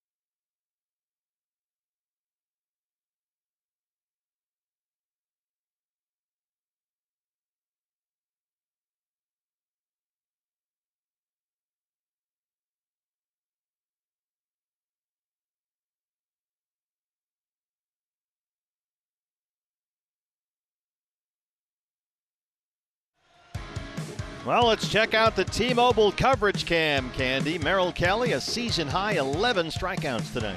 Oh, and he's been tremendous with this location in this game. He's using all his pitches. But we said at the beginning of the game, he'll throw any pitch, he'll throw it in any count, he'll throw it in any location at all.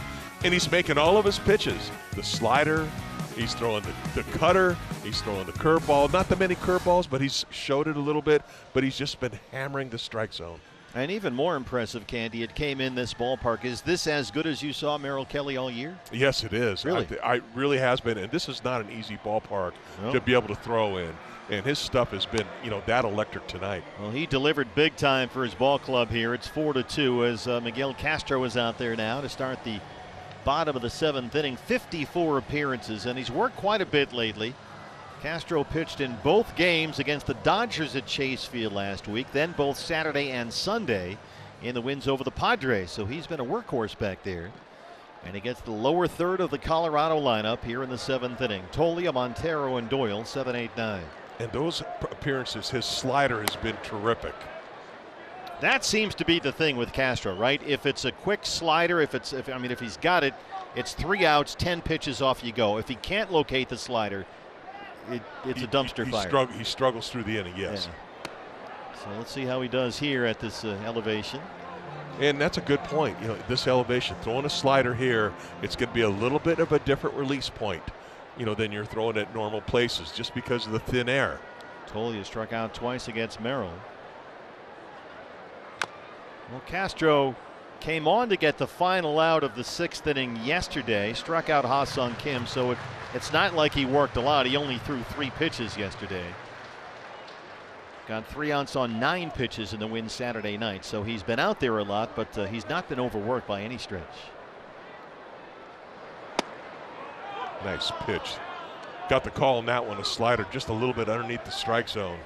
It's good to get that first one in there where it's a called strike. It gives a pitcher a lot of confidence because that's his best pitch. He's got to have it. 2-2 on Michael Tolia. Swing and a miss. There's that pitch again for Miguel Castro, the slider, and he gets his first strikeout. That's the big one. Back-to-back sliders, and he knows he just threw one for a strike. He's got the release point. Another one just below the knees. Great break to it, had a little tilt, and he got the swing and miss.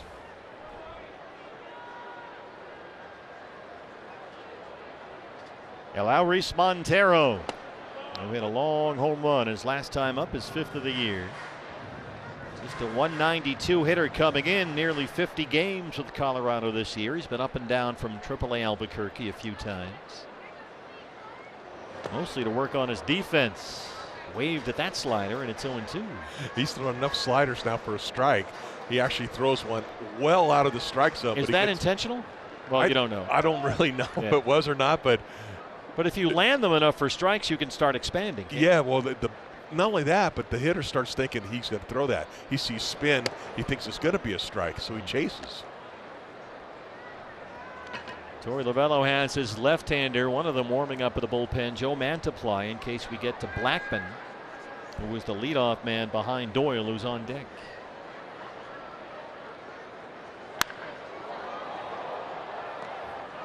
Tried the sinker that time, and Montero hit it hard but foul.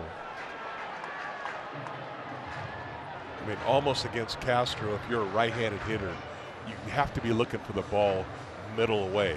Most likely it's going to be a slider going that way. So a fastball in is a tough pitch for a righty when you've thrown enough sliders for strikes. Oh, tapper to third for Peterson. Low throw, and Walker's got it for out number 2. Nice play by Jace. He waited back on this ball to make sure he got the big hop, and then I think intentionally he threw this ball to bounce it across. I know as a pitcher, when I see an infielder do that, I'm always holding my breath. I like the ball going all the way across, but that one worked out perfectly. Well, it helps when he got a Gold Glover on the other end. That's right. Christian Walker. Here's Doyle, the center fielder, who struck out twice and looks at strike 1. Diamondbacks a 4-2 lead, each team with 5 hits.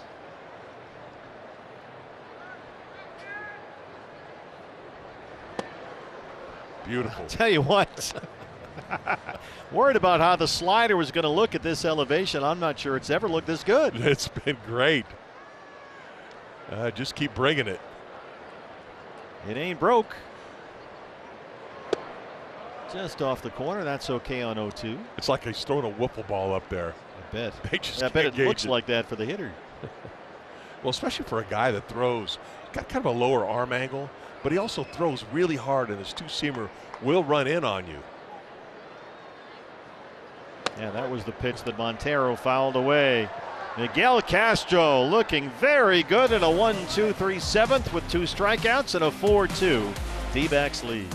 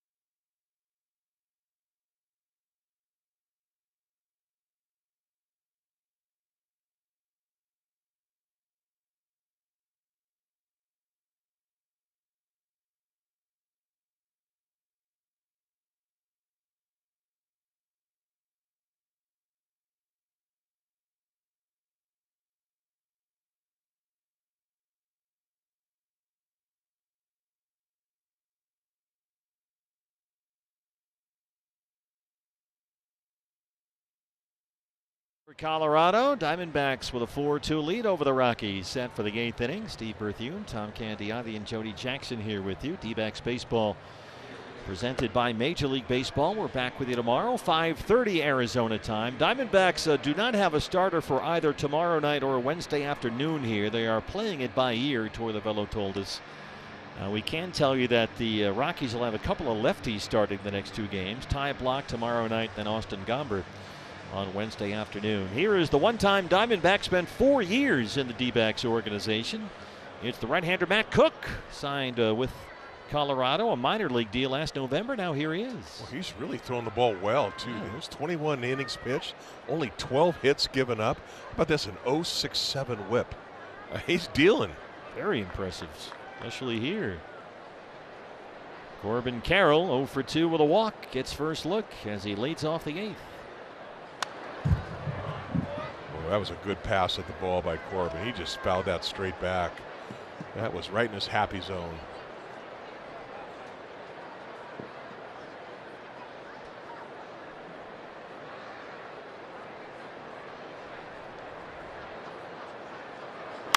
Yeah, Matt Cook has made quite an impression here in Colorado. He pitched scoreless baseball in his first 10 appearances with the Rockies this year, which was the 5th longest scoreless streak to begin a Colorado career in franchise history. Funny thing, he was pitching down at AAA Albuquerque and wasn't doing all that well, frankly, an ERA well over 7. But here he is dealing in the big leagues. So good for Matt Cook. One of the nicest guys you're ever going to meet. Yeah, absolutely. He's an easy guy to root for. Oh, except right now. 1-2. Oh, that's one of your hold your breath takes right there, Candy, that you mentioned, that fastball in. Brian Knight said ball 2. 2 pretty close ones, but that one was right there. Marte on deck. He's 0 for 3.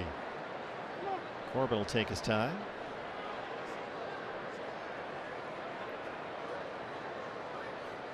Corbin doubled and tripled over the weekend in the wins against San Diego. Hitless so far tonight. He walked and scored to lead off the ball game. And he's had a lot of swing and miss lately. That cutter down and in from Cook got him, and there's one away. A couple fastballs up and in, then he comes with the slider. Location off the plate, inside. He swings over the top. Tough pitch. Marte 0 for 3 has struck out and grounded out twice. Oh, this is my pick to click. He hasn't clicked yet. Well, I put the whammy on Corbin, so I'm right there with you. And Cattell missed a cutter hanging out over the plate for strike one. D-backs got one in the first on a Christian Walker 2-out RBI double. One more in the second on a Gabriel Moreno RBI double. Rockies pulled within one. And Lowry Montero homered in the bottom of the fifth. A solo shot made it 2-1. Answerbacks answered back with a Walker 2-run homer in the sixth. And Tovar homered in the home half to make it 4-2, and that's where we stand. Each team with 5 hits. Boy, Matt Cook is dealing right now. 2 strikeouts. He got Corbin Carroll and Ketel Marte. Really had him set up. This was the cut fastball coming inside. And breaks off the plate end. Ketel just didn't have an answer with that swing. 2 down for Lourdes Gurriel Jr., who singled in the sixth. Just knocked one the other way into right field. Came home on the Walker home run.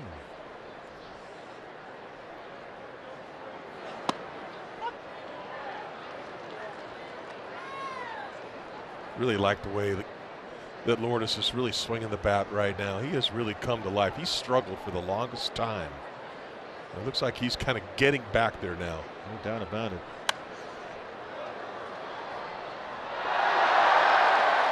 Charlie Blackmon due to lead off the bottom of the 8th inning. Another left-hand batter behind him batting third is Ryan McMahon. So Joe Mantiply, the left-hander, warming up in the bullpen. 1, 2, and 3 due up in the Rockies' 8th inning. 0-2 on Lourdes. Would love to have a 2-out rally here. You don't feel comfortable with a 2-run lead in this ballpark. I don't feel comfortable with a 10-run lead in this ballpark. Lourdes punches it right at the second baseman Rogers, and boy, Matt Cook, tip of the cap, wag of the finger. He looked good in a 1-2-3-8. Mantiply coming in.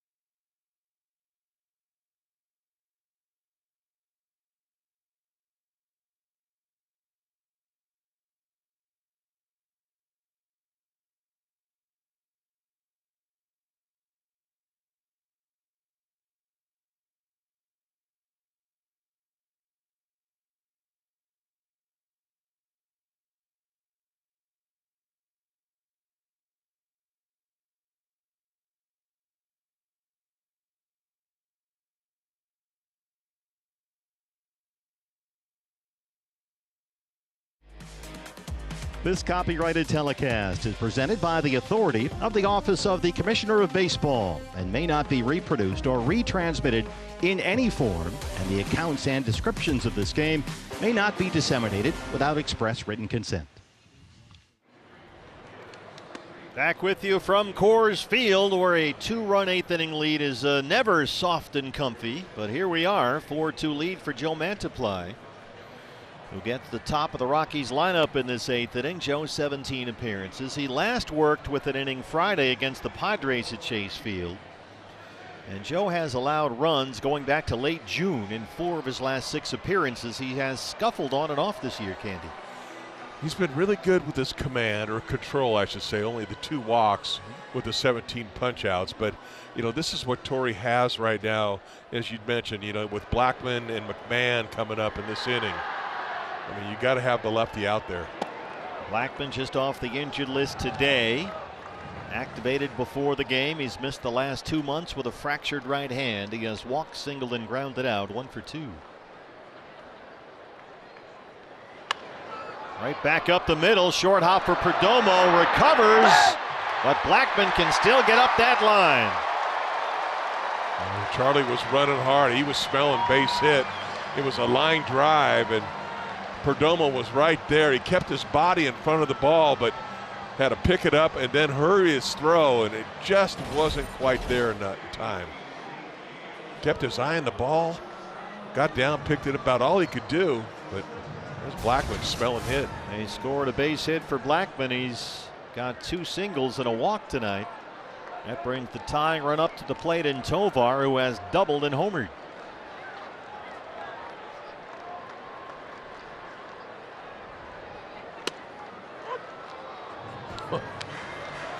Brian Knight says strike 1. Merry Christmas. We'll take it. That was a changeup well off the plate, and I think that's the right pitch to throw to this guy. Trying to generate a ground ball to the left side. Right side is wide open. Marte near that second base bag. And Tovar fights off a heavy sinker. It's 0-2.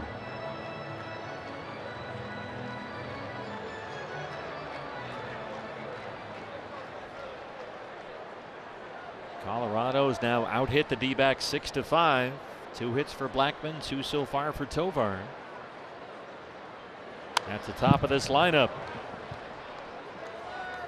Another pitch outside part of the plate. You can see Tovar trying to shoot the ball that way. He sees that hole. Walker having to hold Blackmon on. Bud Black has insisted there is the threat of power with Tovar. It's in there, and we saw it his last time up. He clobbered it into the left field seats off Merrill Kelly. And Buddy believes that once Tovar's career gets going, you'll see more home runs. He loves this kid, and why not? Just 22 years old.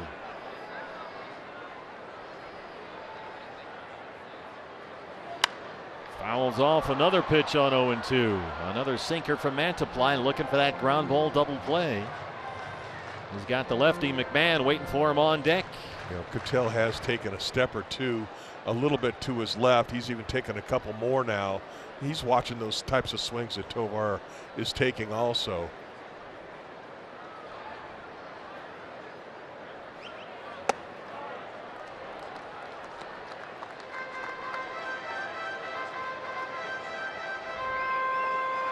Tovar leading Colorado in hits this year.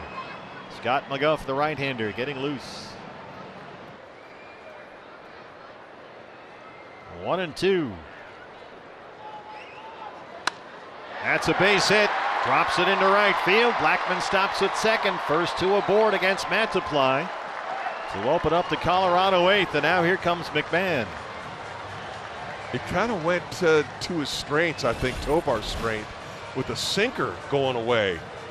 I thought it might be a changeup. Maybe he could roll over the top, but he went out there with the hard stuff, and Tovar just punched it into right field. Tovar now 3 hits. He's a triple shy of the cycle. And Mantiply has put himself in it right here. McMahon has struck out 3 times, 0 for 3. Yeah, we need the 4th time. You get a swinging, get a punch out here. And then you got Diaz up, who could ground into some double plays. Ryan McMahon has been a 186 hitter against left-hand pitching this year. That's in just over 140 plate appearances. He's not done much with lefties. He has hit 3 home runs against them. Blackmon at second and Tovar at first. Nobody out.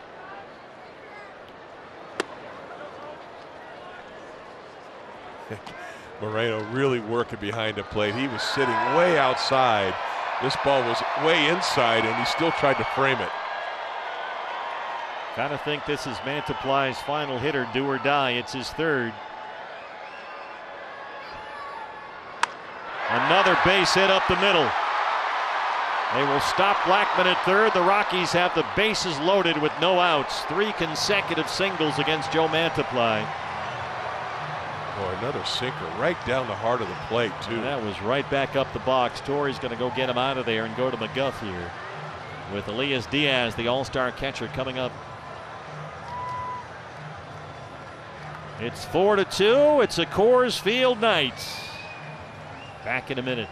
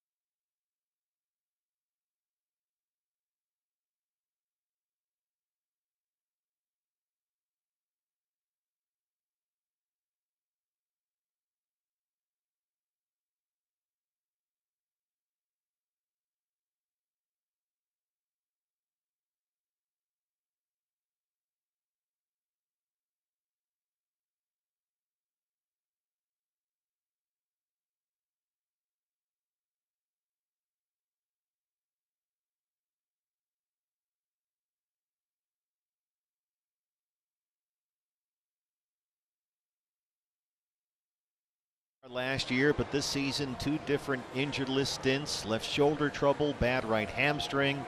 Spent a month in Reno in July. Has just not been able to get back on track, and he's put the Diamondbacks in a real jam here. Bases full of Rockies, no outs, and here comes Scott McGuff, his 53rd appearance. And Scott was roughed up with a 3-run ninth when he pitched against the Padres Friday at Chase Field.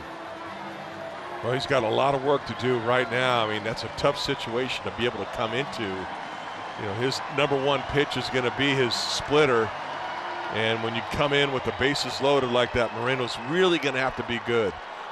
Charlie Blackmon is at third. Ezekiel Tovar is at second base. Ryan McMahon at first. And here is Elias Diaz, 0 for 3.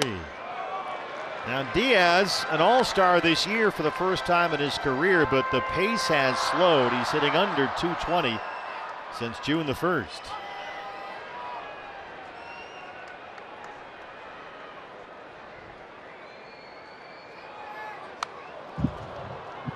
Trying to pull an outside slider, it looked like. This is important right now for McGuff to just make sure he gets an out. If you give up a run, you give up a run, but you need to get an out with this guy.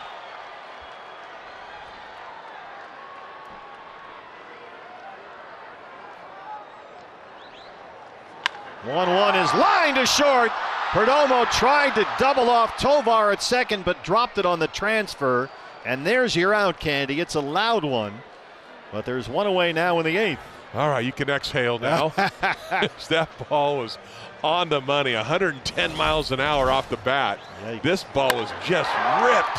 Perdomo right there, and he still had the presence to try to catch the ball, get it out of his glove, and get a double play. All right, there's one. And now here's Rogers, who doubled into left center his last time up. Fastball at 94 is there. Rogers just his 10th game all year. After left shoulder surgery back in spring training, he didn't make a season debut until July 31st. Missed 105 games.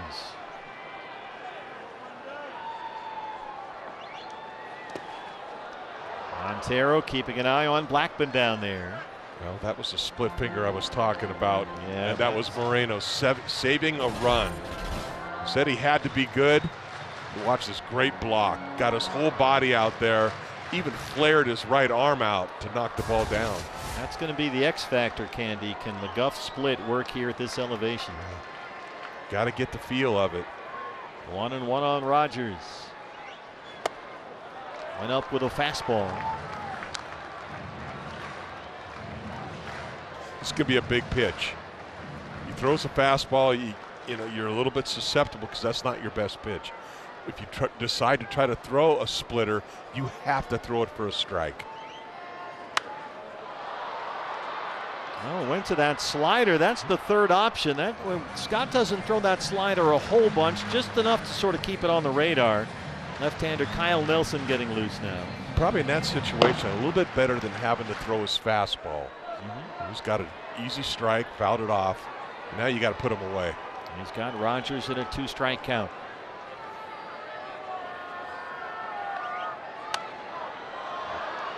Back to the heater. Well, right there, I think he thought he was maybe having him look for the splitter, try to run the fastball by him inside, but he just got enough of it to spoil it. Nolan Jones 0 for 3 on deck. 2-2 on Brendan Rodgers.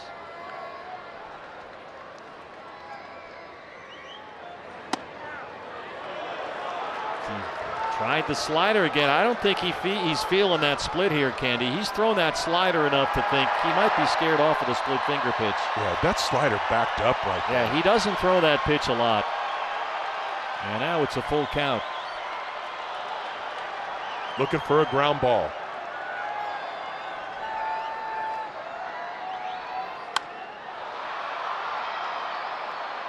It's 4-seam fastball and slider here. Living dangerously on that one. Another fastball, but a lot of the heart of the plate. I would not want to be a manager right now. Just get a pitcher out there, 3-2, and he really can't throw his best pitch. Or a pitching coach. Strami's pacing. Probably the even dugout, more. Right? We'll do it again on 3-2. Base hit. Blackman comes home. Tovar right behind, and the game is tied. Well, again, really not throwing his best pitch. It was the fastball, and he just hit it hard. You know, right up the middle of the diamond. Base hit, 2-run score. And on top of that, they went all the way to third base. And McMahon hustling into third as the go-ahead run. Strom out to the mound. McGuff has to face, by rule, at least one more batter. It'll be Nolan Jones. And now you're just trying to preserve the tie with 1 out.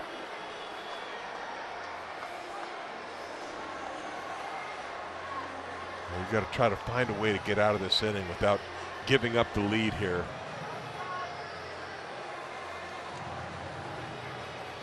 You got to be looking strikeout, double play, preferably a strikeout. Well, we talked about Jones struggles with the fastball this year. That's been his kryptonite. Nolan Jones, big, tall, lanky guy at 6'4", has struggled with velocity up in the zone. Let's see how they go after him here. He is 0 for 3. Struck out his first time up against Merrill tonight. Yeah, that's a good call. If you can locate that strike one up and in and kind of stay in there before you go to your split. He's done well, Jones, against sliders and changeups. The fastball's been the issue. And he knocks it right up the middle. And the Rockies have the lead. Again, fastball, the velocity was there, but the location was not. Fastball right down the middle, maybe a little bit mid-thigh high, but he just cracked this ball hard right up the middle. And Perdomo was playing up the middle, but he was playing in. Not going to get to that ball. 5 of the first 6 Colorado hitters in this inning have singled. And they have come back to put a 5 spot on the board. And Torlavella will have to go back to his bullpen. Back from Denver right after this.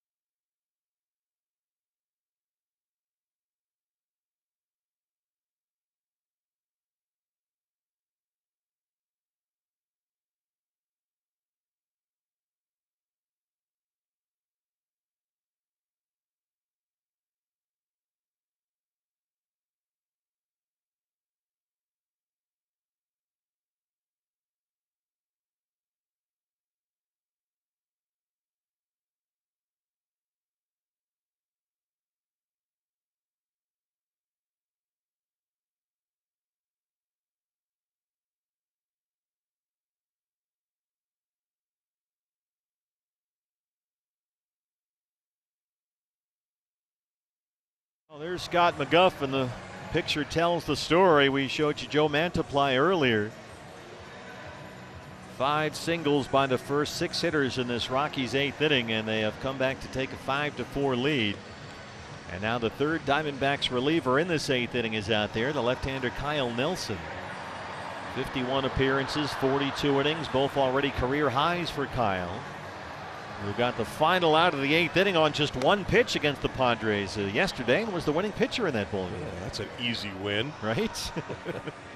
Pretty good for 42 innings, 53 punch outs. He's had that ability. When he gets his slider going, he can get some punch outs. But this is another indication of Coors Field just coming to life again. You spar for 6 innings, and then you hold your breath for the next 3. Oh, the rookie Michael Toglia was the scheduled hitter for Colorado. Alan Trejo, the right-hand batter, will come off the bench for Bud Black and hit for Toglia against the lefty Nelson.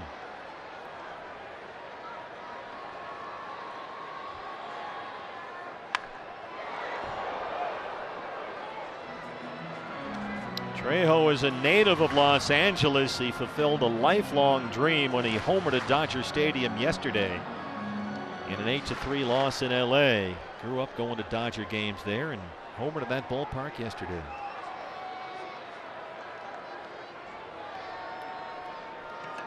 If Kyle could just get the ball on the ground here.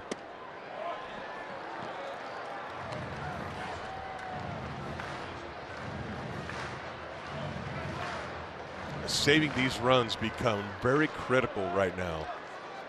Absolutely. And again, it's an out. Need to get an out. Trejo drops it into left center. They will wave Rogers. Gurriel throws into third. Jones is out at third. Trejo's into second, but it's 6-4 Rockies. Kind of top spin line drive into left field, or really like in left center field. And it looked like Gurriel got to this ball, and he made a really nice throw and a decision throwing this ball to third base. Peterson came off the bag, but when he saw the throw coming that way, he retrieved, got the throw, and applied the tag. It's a nice out to get. Well, those first 3 singles that Joe Mantiply gave up have all scored. Rogers, who hit the 2-run single, just came home. Colorado with 4 in the 8th to take a 6-4 lead. And here is Montero, who homered in the 5th.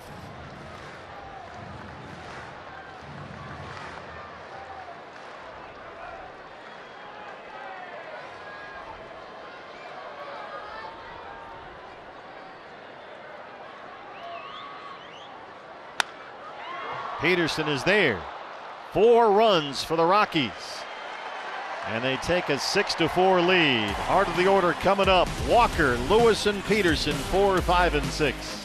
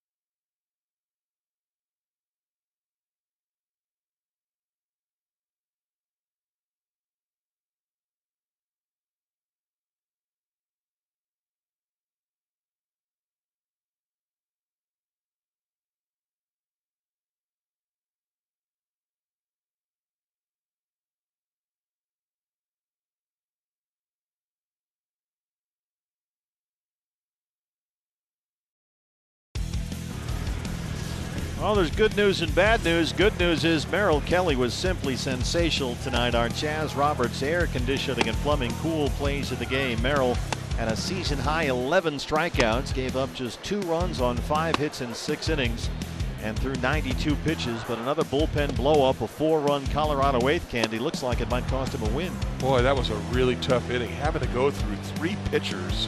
And really, you think of the outs of that inning, where a couple of line drives and a guy got thrown out at third base. Now, that was a tough one. Well, after they hit for Tolia, the DH Charlie Blackmon will replace him in right field.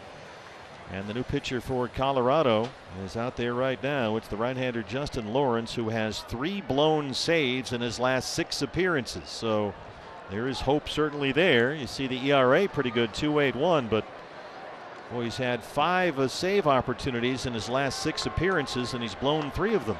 So here we go with Christian Walker, who's had a big night. He has doubled, he's homered, he knocked in 3. And the fastball's ball 1. Yeah, Christian's seeing the ball well tonight.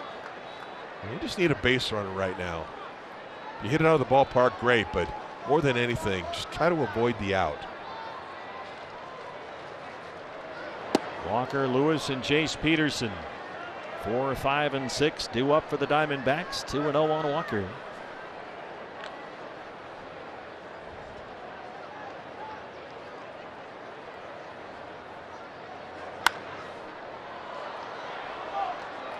A 2-0 pitch right there. Christian with the big cut.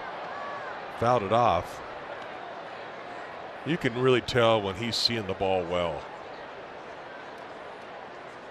And Kyle Lewis on deck.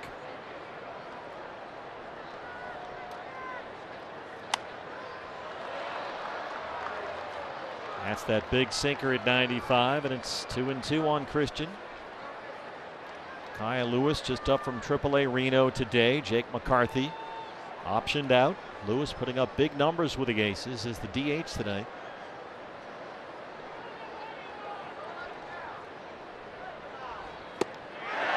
And Lawrence gets a 2-2 swing and miss, and there's 1 away. Big sweeping slider.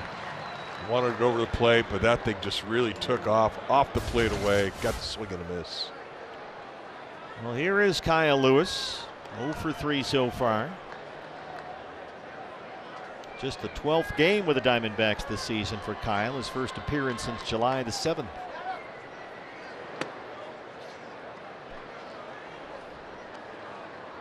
Kyle at Reno is hitting over 360. 14 homers in less than 50 games.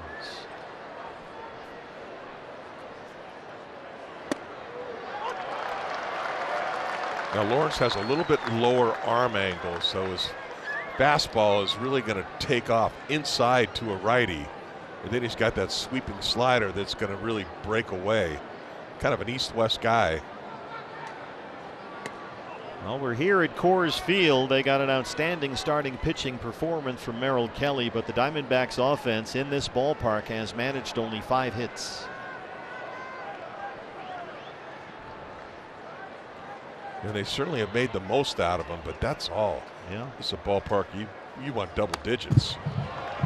Walker had an RBI double in the first. They led it 1-0. Back-to-back doubles by Thomas and Moreno in the second made it 2-zip. And then a Gurriel single and a Walker home run in the 6th made it 4-1. Now they trail it 6-4. And a 2-2 count on Kyle Lewis. Got him. Same pitch you got Walker with. That big sweeping slider off the plate just kept going away from him, and he got the swing and miss. Watch how he drops down, drives the front shoulder, and that thing just breaks sidearm. It's off the plate. Well, it will be up to Jace Peterson to keep this thing going. Jace is 0 for 3.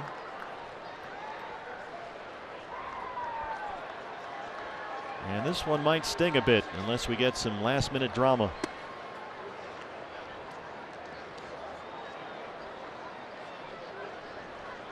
Yeah, get on for Alec Thomas on deck.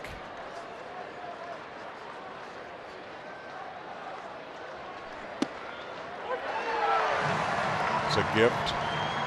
D-backs have won 6 of their 7 games against Colorado this year. They have outscored them 47-27 in those games, but they trail this 6-4 down to their final out. On the corner, that big sweeper's working. Yeah, 2 pretty nasty pitches that time. Both of them down and away.